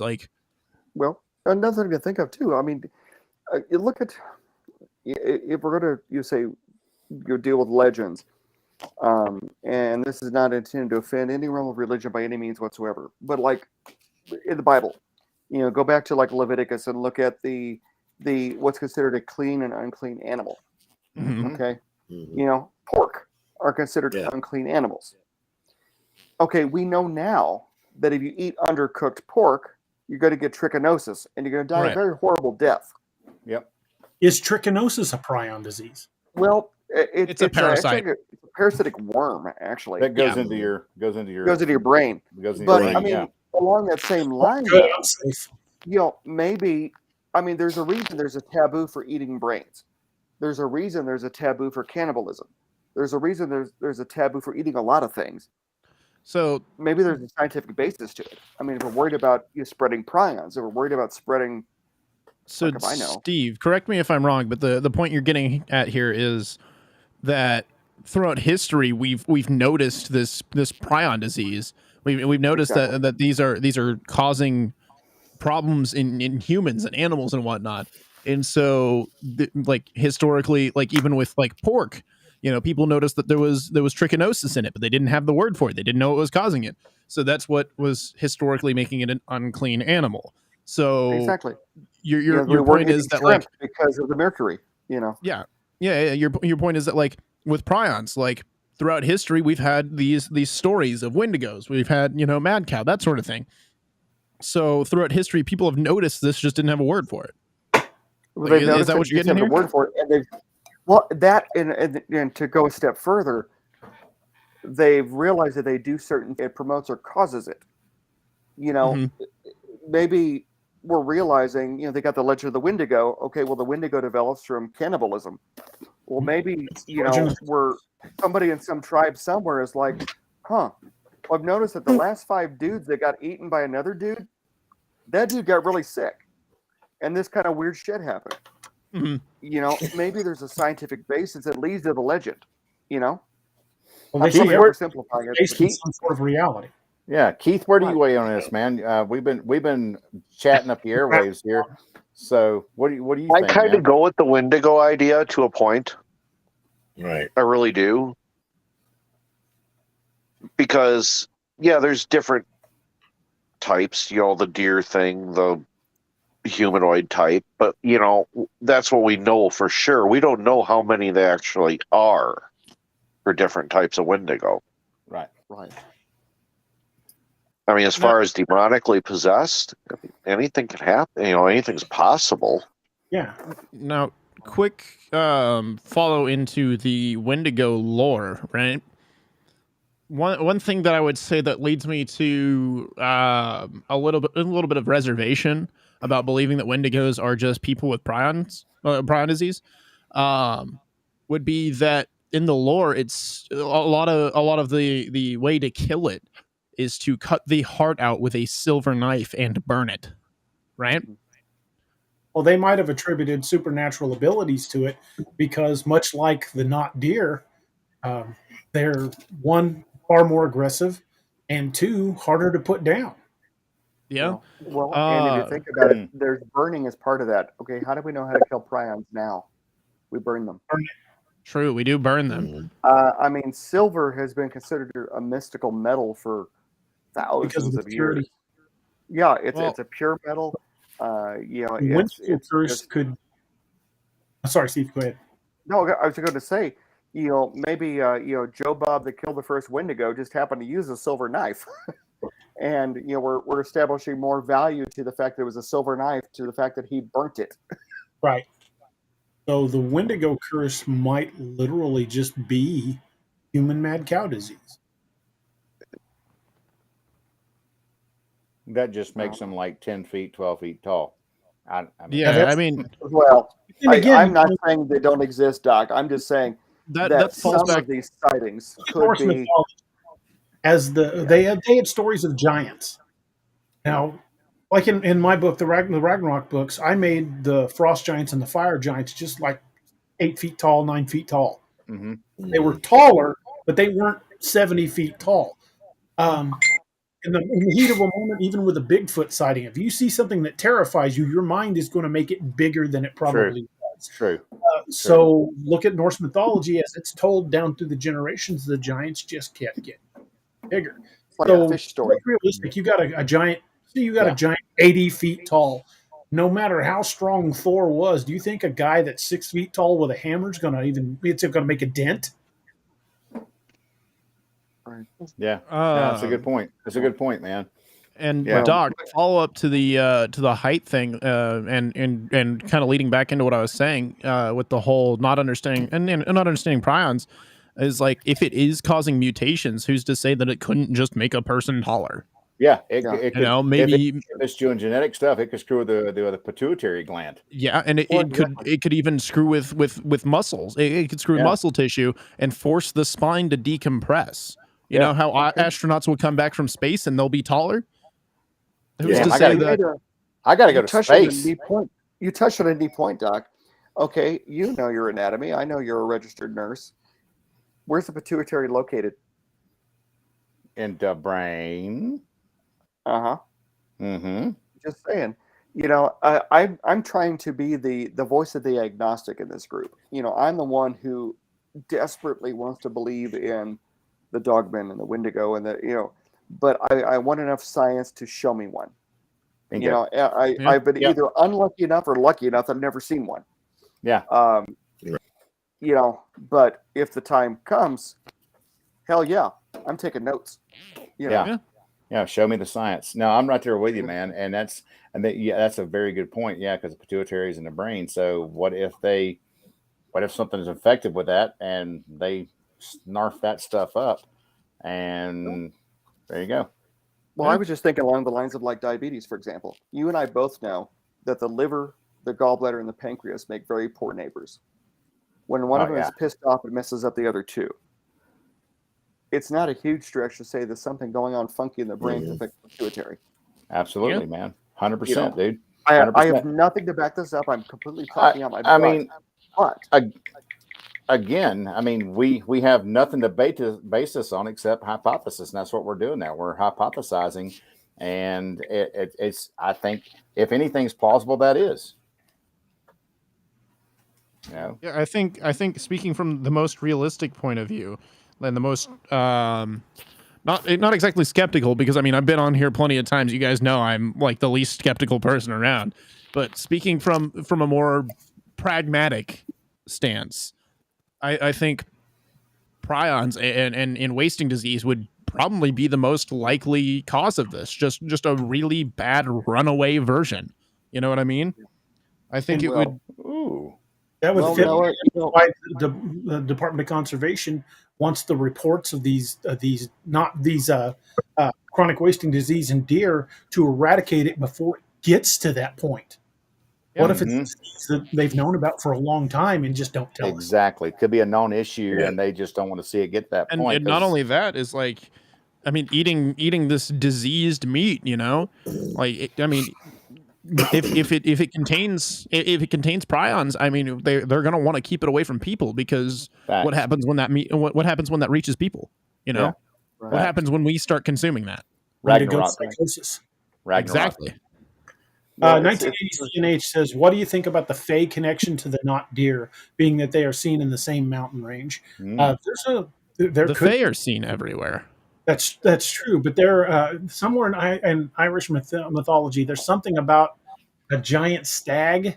I can't remember the Irish mythology on it, but it was something about a dangerous deer that was seen as in the form of a giant stag that would often attack hunters. Yeah, they have the same mythology up in the Highlands of Scotland too, DA. Well, isn't that where Delmore gets its logo from? Is Yeah. that Yeah, absolutely Okay. is. Yeah, and that's a Highland. It's a Highland whiskey. So it's a Highland Yeah. Scotch? Yeah. yeah, that's not far off the mark, man. I remember don't when think DA it's showed at me all. the bottle the first time of Delmore. I was like, I still got the bottle. "Oh, that's some creepy shit." Yeah, It looks like it. Let me see if I can reach it because it looks like a Wendigo. Yep, Yeah. it looks like a Wendigo. It's a silver stag, and on the bottle, it's inlaid in silver. Yep, there it is. Kind of hard to see on the stream, Yeah. but yeah. Yeah, Ooh. well, it'd be easier to see if there was actually Scotch in the bottle. Yeah, Let's see if I can reduce the glare. There Yeah. you go.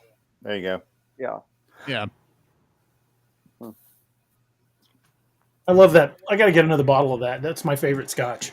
Ooh, it's so good. Stuff. It's good I'm stuff. pretty big on Octomore.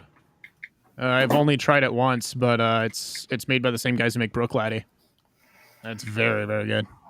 Well, I'm definitely finding some neat ones. Where I work, we've established a whiskey exchange, and there's me, another nurse, and a couple of doctors.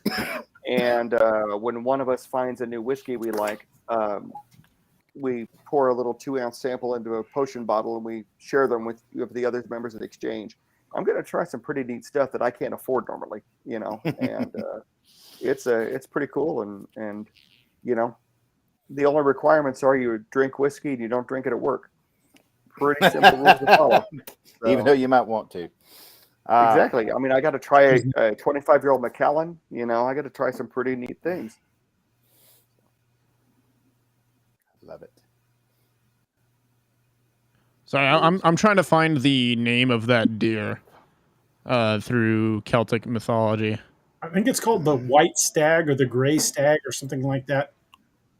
If I'm remembering it correctly, I don't read a whole lot about the Fae. It's not that I don't find it interesting. It's just I spend most of my time dealing with cryptids, and because that's what I focus on in the books. But it's probably a very good idea to look more into the Fae because I mean, there's Cernanos, who's Well, the Celtic god. I mean, the Fae aren't quite as literary friendly as like the cryptids. You know, like Right. for example, when I went to Cornwall, I thought the legend of the Piskies was absolutely fascinating. But the Piskies aren't something that the Wild Hunt would probably send in a strike team to take out. You know, they're just not. You know, they're like fairies. You know, and you know, by themselves they're freaking terrifying. But Oh, I thought you you're not meant gonna fairy send- fairies. Oh, okay. The fairies, yeah, like fairies is an Faeries. yeah, Oh, okay. Yeah, you're not going to send a Wild Hunt cryptid assessment or strike team to take these guys out. Mhm. You know, but when you read the legends of what they're capable of, they're scary. You know, And like They're just the, not What are they literary called friendly. again? What are they they're called, called Steve? the Piskies. Piskies. Oh, yeah. PIS. Okay. Yeah. Yeah, Piskies. They're like that. Yeah, they're like that big, and Yeah. they're like Silver leprechauns that fly. You know, they're creepy little bastards, but they fly and they have magical powers. Yeah. You know, Yeah. what Harry Potter. They were in that movie. I remember seeing it when I watched it. Right. Cornish pixies are actually Cornish piskies. But yeah, they're big in Cornwall, and like even today, or at least 5 years ago, the local population still believed in them. Like you could buy pisky things, crystals and things that are supposed to calm the piskies and things like that. And my wife and I went to this crickstone that was thousands of years old. It's supposed to be a place where the piskies were concentrated. And some of the locals are like, you're nuts. Why are you going out there? I'm like, I want to see the piskies. It's like, there's a serious belief in it. Well, isn't there a guy on YouTube that does that? He's like the only one that has like supposedly pictures and videos of these things. Or is that all fake? I don't know. We didn't see any piskies when we were out there, and it's not that we didn't try. There's a place called the Crickstone out in very rural Cornwall where in legend, it's like a round stone. It's probably about a hole about maybe 18 inches across. And, a couple hundred years ago, if a woman was barren, they would pass her through the Crickstone because the Crickstone was believed to be inhabited by piskies. And the piskies would come and they would basically bless her womb or open her womb and she could conceive. Well, being a dumbass that I am, I crawled through the Crickstone, because I wanted to see it. I wanted to see the Crickstone. And, it had a neat kind of an eerie quality to it. But, did I see any 2-foot tall fairies running around with, biting people? No, I didn't see shit. It was a rainy day and I crawled through the mud through this stone. Right. But the experience was neat.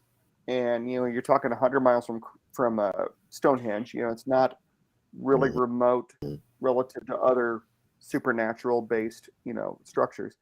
It was really fascinating. And, I picked up like a couple of coffee cups with piskies on them. And, I talked to the locals about the legends and, it was really cool.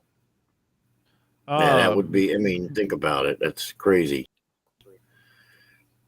Something real quick to touch on is that the Fae are actually the reason behind the superstition of not saying or not like giving out your name in the woods. Like if you're out hunting with people, like some of the more superstitious people will like say, "Hey, refer to me as this," Right. And the Fae are the exact reason behind that because like if you talk to if you talk to anyone who's like more Wiccan or just kind of believes in the Fae and whatnot, they will say, "Do not give the Fae your name." Mm-hmm. And I'm not exactly certain as to why, but I don't like giving people my name in the first place, They call you to your doom. My name is Dirt Diggler. I'm just he come out of nowhere with that one. That's my Fae name, Dirt Diggler. There you go. You're welcome. And I actually have a personal account with something in the woods that I really can't explain besides saying that it's got to be like Fae or like, I don't know, some witch bullshit or something like that. One of my buddies lives out near Fairgrove, right? For those of you guys in the Missouri Springfield area, you guys know where that's at.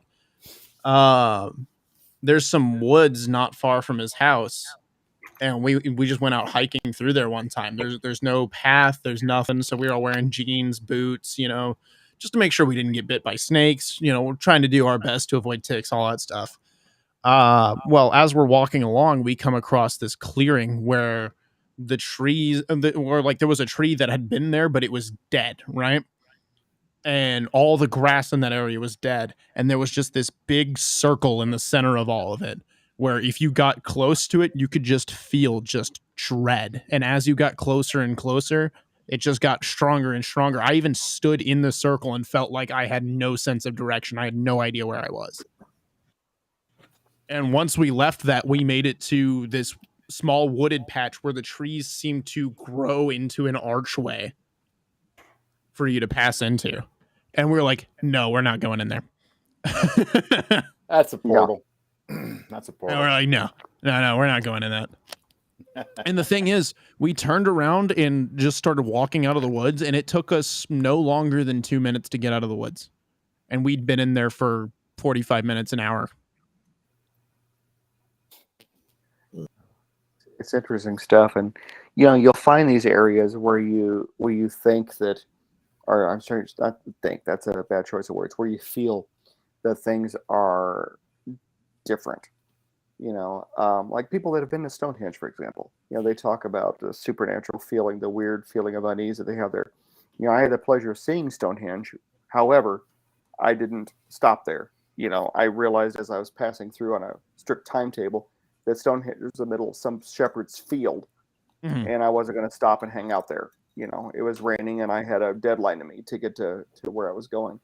But there's several places that people will go, on our planet where there's a certain energy.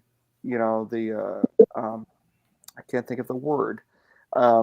In South America, there are places, these cenotes, these lakes that seem to have a supernatural quality to them. There's something about it, and maybe these are these portals that Doc's talking about. Maybe these are something that maybe just scientifically we don't understand. Maybe it's a wormhole. I don't know, but there's this. Mass hysteria only goes so far. You get to a certain point where you can't just chalk it up to a bunch of people that have had a little too much to drink and have been getting a little crazy herbs or something like this. Ate the wrong mushrooms. Too much correlation. Well, exactly. Too much correlation for no reason. Creepy stuff.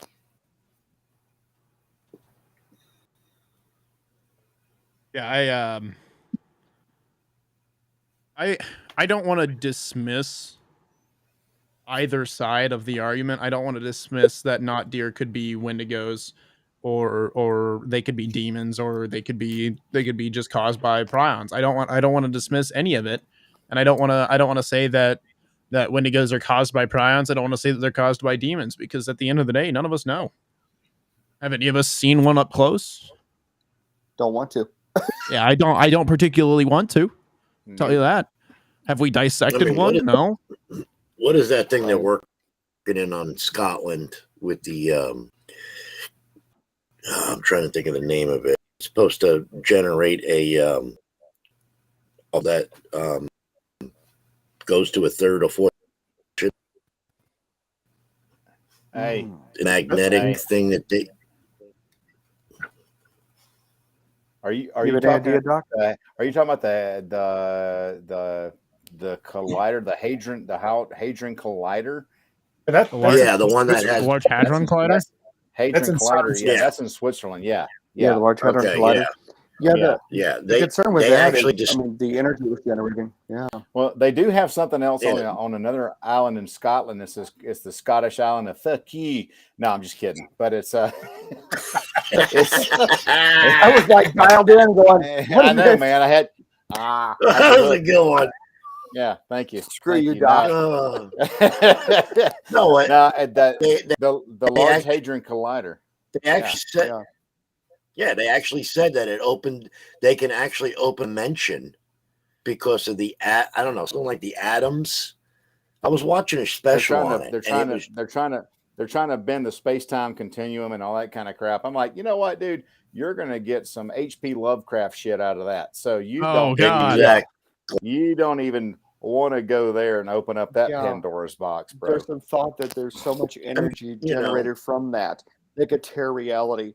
Yeah, they said it could suck us into a black hole, man. Mm-hmm. Right. Yeah, you're there, Tommy, and I think you hit on it perfectly. I'm like, that's some H.P. Lovecraft shit. I'm like, yeah, I'm gonna watch him do that and then wait for Cthulhu to come out. You guys brought up the particle accelerators, the Hadron Collider. That leads us into another potential show. I want to do a show on the Mandela effect. Ooh. Okay. Well, I think that's a fascinating subject, but it's going to be a subject we have to do for a full show. I don't want to touch on it tonight, but we'll have to schedule a show for the Mandela effect. I think that would be a great. Next month, I'll be down in Arizona doing some stuff with SIG, and Angie and I are going to be coming back through, and we're going to spend a couple of days in Sedona, which is supposed to have one of the largest concentrations of vortices in the continental United States. So I'm going to be taking some equipment with me, and I'll let y'all know if I get anything funky happening out there. So I'm going to do some research. Show on Saturday and count me in. I think we figured out a couple of potential shows. We're going to do one on the Fae, the Legends of the Fae, and do one on Mandela effect. So I think those are definitely coming in the very near future. Folks, we are well past the 2-hour mark, and I know Doc's getting ready to have to take off anyway. And we've been trying to keep the shows around to the 2.5 hour range anyway. What we've provided tonight are just theories. All any of us really have at the end of the day are theory. Could prions, much like chronic wasting disease, be the explanation for not deer, wendigo, things along those lines? Could the Lucifer Fellaia be a type of wendigo?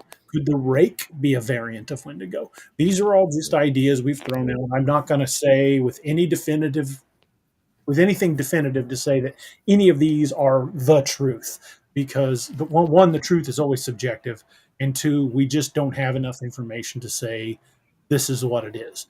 All we've got is theories, and I think we've done a pretty in-depth job tonight talking about some of these theories. Me personally, if it's for me, and especially from a writer's standpoint, I'm really leaning toward that chronic wasting disease prions causing this, and it makes a really interesting idea for a story if that's what's causing the wendigo virus is these prions from cannibalism. But we don't know. None of us know. And we've thrown a lot of theories around, and in theories in the chat room tonight. And I think we've covered a lot of great ground. But in the end, at the end of the day, they're just theories. We don't know.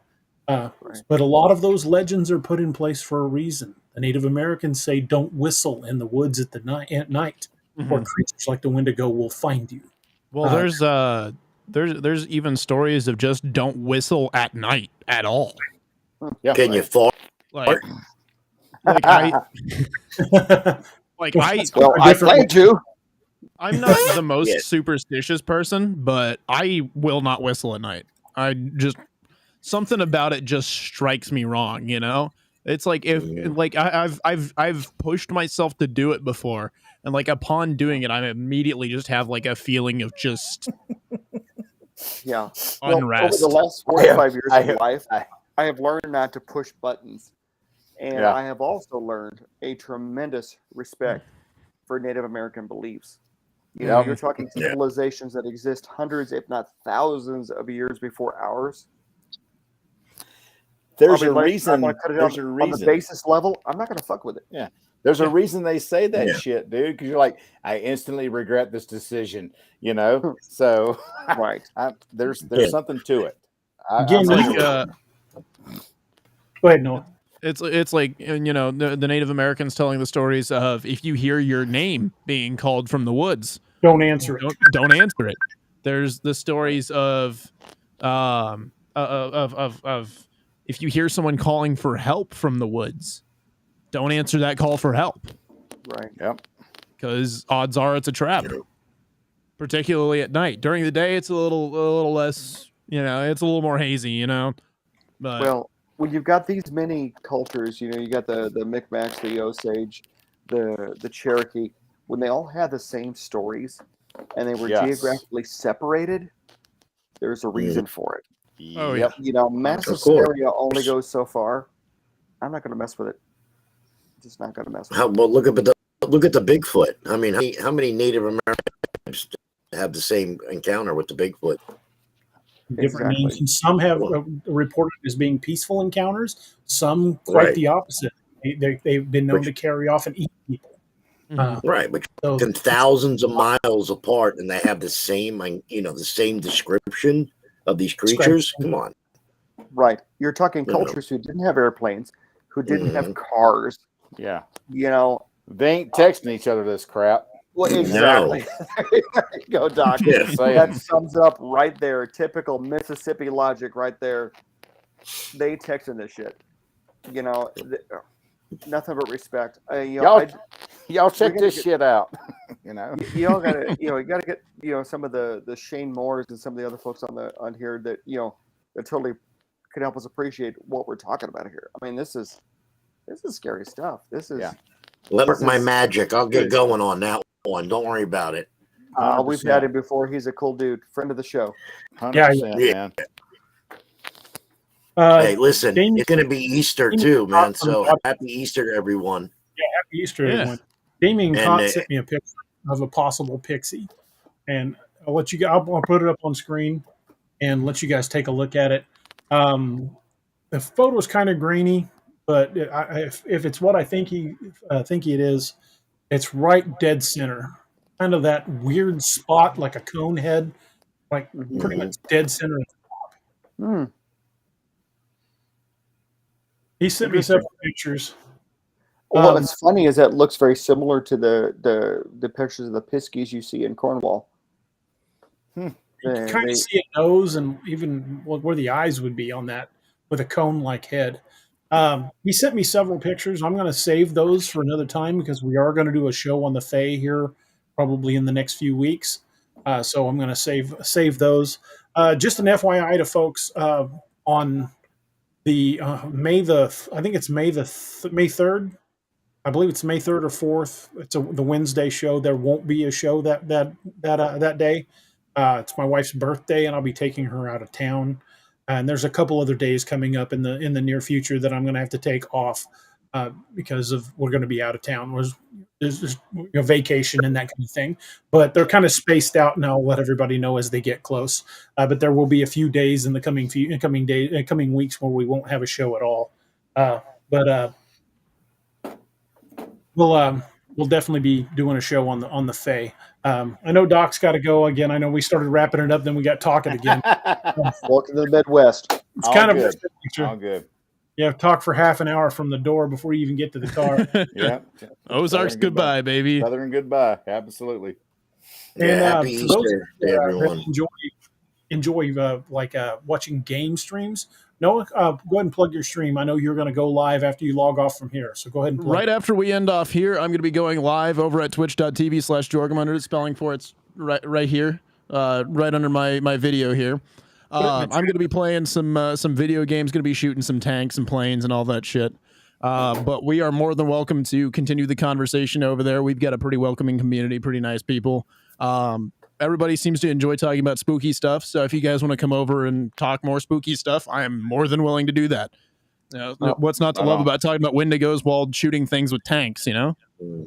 It was fun having you on, Noah. Of course, I've mentioned before, it's, your dad and I have been friends for a long time. It was fun to have you on and hear your insight to it. You're a pretty cerebral fella, and it adds a neat insight to it. And, most people would call me brain dead, but I appreciate that. Well, I was trying not to insult your dad, but I was my kid, so. Hey, he's the smartest Roberts I've seen on here in a while. But no, seriously, you bring a neat, agnostic, scientific perspective to it. And hey, man, I'm just trying to be pragmatic. I'm not by any means agnostic. Well, agnostic on the topic. I'm not agnostic either, but right. On the topic, you bring an extra set of eyes. Usually it's the same 3 or 4 bastards that always get on here talking their own beliefs and their own thoughts and this whole thing. A fresh set of eyes is always appreciated and always welcome. Yeah. Amen. Well, I've got Saturdays off from my stream for the most part. I'm going live again tonight because there's an event going on in the game that I'm playing, so I'm really trying to grind that out before it ends. But ordinarily I'm going to be off on Saturday, so you guys may be seeing a lot more of me. Sweet, cool. I told you, anytime you want to jump in. Right on. Keith, brother, thank you for jumping in. Yeah, Keith, it's been a pleasure, man. Something out for my foundation while I'm on the line. Yeah, go right ahead. Sure. Yeah, I started up the Jade Van Rensselaer Foundation to put an end to human trafficking due to my daughter passing away from it. Oh. And if anyone put the word out, I have a Facebook page on it and everything. If you can send me the links in the chat room. Yeah. Put them in the chat room. Yeah, it's called the Jade Van Rensselaer Foundation. I'm so sorry, Keith. Yes. Oh, sorry, I didn't know that. This is the one reason I will never go to Chicago now. I avoided Chicago anyway, but that really, I'm really pissed off right now. Man, I'm sorry, man. Chicago eats me up, man. Chicago. this happened September 25th, and The two times I've gone to Chicago, it's been a shithole. So yeah, it's Like, a fest. it took. She passed away on September 25th. I didn't get her death certificate back till like 2 weeks ago. That's inexcusable. And it's like, yeah. And like even up here in Wisconsin, it's horrible up here for trafficking because of Milwaukee. Yeah. So We're seeing it here along the I-44 corridor here in Springfield too. Start with Wisconsin and work my way. So, yeah, something happened to my wife in a parking lot, man. That somebody tried grabbing her at a Publix parking lot about a year ago. My girlfriend just recently had someone following her on Walmart. Well, this guy was he pulled up next to her, and she was on the phone with me, and I was, "Hey, come over here. I want to talk to you." And he was in a like a SUV, and all the windows are blacked out. Well, she carries a little Glock Twinks, so that works. And in her work clothes, she cleans houses, so she's wearing yoga pants, everything, and she gets out, and she brand new car, and she's home, and he was starting like to block her in to get out of his car, and she pulled her. She goes, "Babe, I just showed him the ass end of the gun," and right away he jumped in the car and just boom, he was gone. But she reported it to the Publix, and they called the sheriff's department.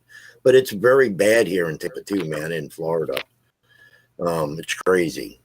So my foundation, we're trying to do with it.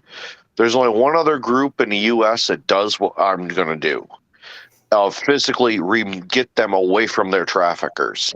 Not, because there's tons of groups that'll help them after they're out.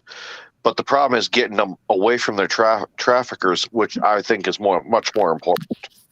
Yeah, is that the branch? These are the guys that are special Operation Underground Railroad does it, but they do it world over. Okay, yeah, I know you. Yeah. Yeah, my buddy Craig's in that. Brother. Yeah. God bless you, man. Yep. Oh. So I figured, man, I'm sorry. I figure, this is one way, no one deserves this phone call. And no kid deserves to go through that. Nope. Yeah. Copy that, brother. Yep, amen to that. But otherwise, happy Easter, boys, and yeah, you too. Unfortunately, I have to go to work tomorrow. God bless it's been a pleasure, man, brother. Really. It's been an honor to meet you, man. It's been fun. I posted the link in the foundation. Hopefully, everybody will check that out. Show it some support. This is definitely a worthy cause. Again, we covered a lot of territory tonight, a lot of theories thrown around, and I'm really happy we were able to bring this topic up and talk about it in such an open forum. We had a wonderful chat tonight. People in the chat room were fantastic. Great questions, great content. Guys, thank you guys so much. You guys bring so much to the table, and we really enjoy the show. And folks, if you're new to the show or you're first time listener or anything like that, make sure you hit that like and subscribe button at youtube.com/DARobertsauthor. And share the video with people that like this kind of content, because it helps the channel grow and helps us continue to be able to bring content like this in the future. Hope you guys will join us this coming Wednesday when we have Jessica Jones. She's a remote viewer who investigates cryptids. It's going to be an interesting night, so I hope you guys will join in for that. We've got some other guests we're going to be announcing very soon that I think you guys are going to be pretty excited about. Some of them pretty famous. So, well, you could tell them, DA. You could tell them who's coming on the 30th. That's already a gift. I got the text. You got him, so you can announce it. This is Anthony's baby. We have actually Jesus Breaking Bad. Jesus Payne from Breaking Bad is going to be on. He'll be on the 30th, and Stacey Brown Jr. also. So he'll be on. I gotta look. It's gonna be this month, but he's been busy. But we've been back and forth talking. Definitely on this month. So That's cool. We've got some other Yeah. people on the hook. We haven't quite set the hook Yeah. yet. I can't wait to Yeah. announce those. Anthony's been working his ass off getting us some really good guests. So Awesome. Appreciate you, man. Yeah, man. hopefully we'll be able See to how it announce some of goes. those. Yeah, those So, guests folks, would be thank you. life changing. Let's put it like that. They got, Heck yeah. Well, thank you guys for joining us. I want to thank everybody for participating in the chat room tonight. Doc, Keith, Steve, Anthony, and Noah. I know you're already busy on your own stream. Thank you guys for being part of this. We had a great time, covered a lot of territory, and I hope we've given you guys a lot to think about. And at the end of the day, that's what we try to do. You know, anybody that claims to be an expert in this in the field of cryptids is selling something. There are no experts. All we have is theories. And presented tonight was a lot of theories. So hopefully we've given you guys the encouragement to think of your own ideas, or to see if you believe, if you think that any of the ones that we may have presented might be the correct. But the truth is subjective; it always will be. And all we can do is present theories until we have something hard to study. And I think we've laid out some good foundations tonight. So I want to thank each and every one of you guys for being here. Thank you guys in the chat. Thank you guys for the super chats. Those are awesome. Those really do go a long way to help the channel continue to grow. It allows us to get equipment, to go to locations and film, and we've got a lot of films planned in the future. One of them should be going up tonight or tomorrow, and that's the film I shot down at Hahatonka State Park. We're going to do another one here in the very near future. So check those out. You can check those out if you're a member of the channel here on YouTube. You can join that by hitting the join button right next to the subscribe button. Or if you're a member of the Patreon community over at patreon.com/DARobertsAuthor. There's a lot of content over there that's not available anywhere else. So again, thank you guys for joining us. Thank you guys for being part of the chat. Had an awesome time tonight, and I can't wait to do it again on Thursday. So hope you guys will have a good night, and we'll see you then. Good night, everybody. Good night, Everybody. guys. Thank you for joining us tonight on DAX Machina. If you ever have an encounter of your own that you wish to discuss, contact us at daroberts@daroberts.net. You can remain completely anonymous if you wish. Pull your covers up tight and keep a nightlight burning bright. Oh, and did you forget to lock your doors?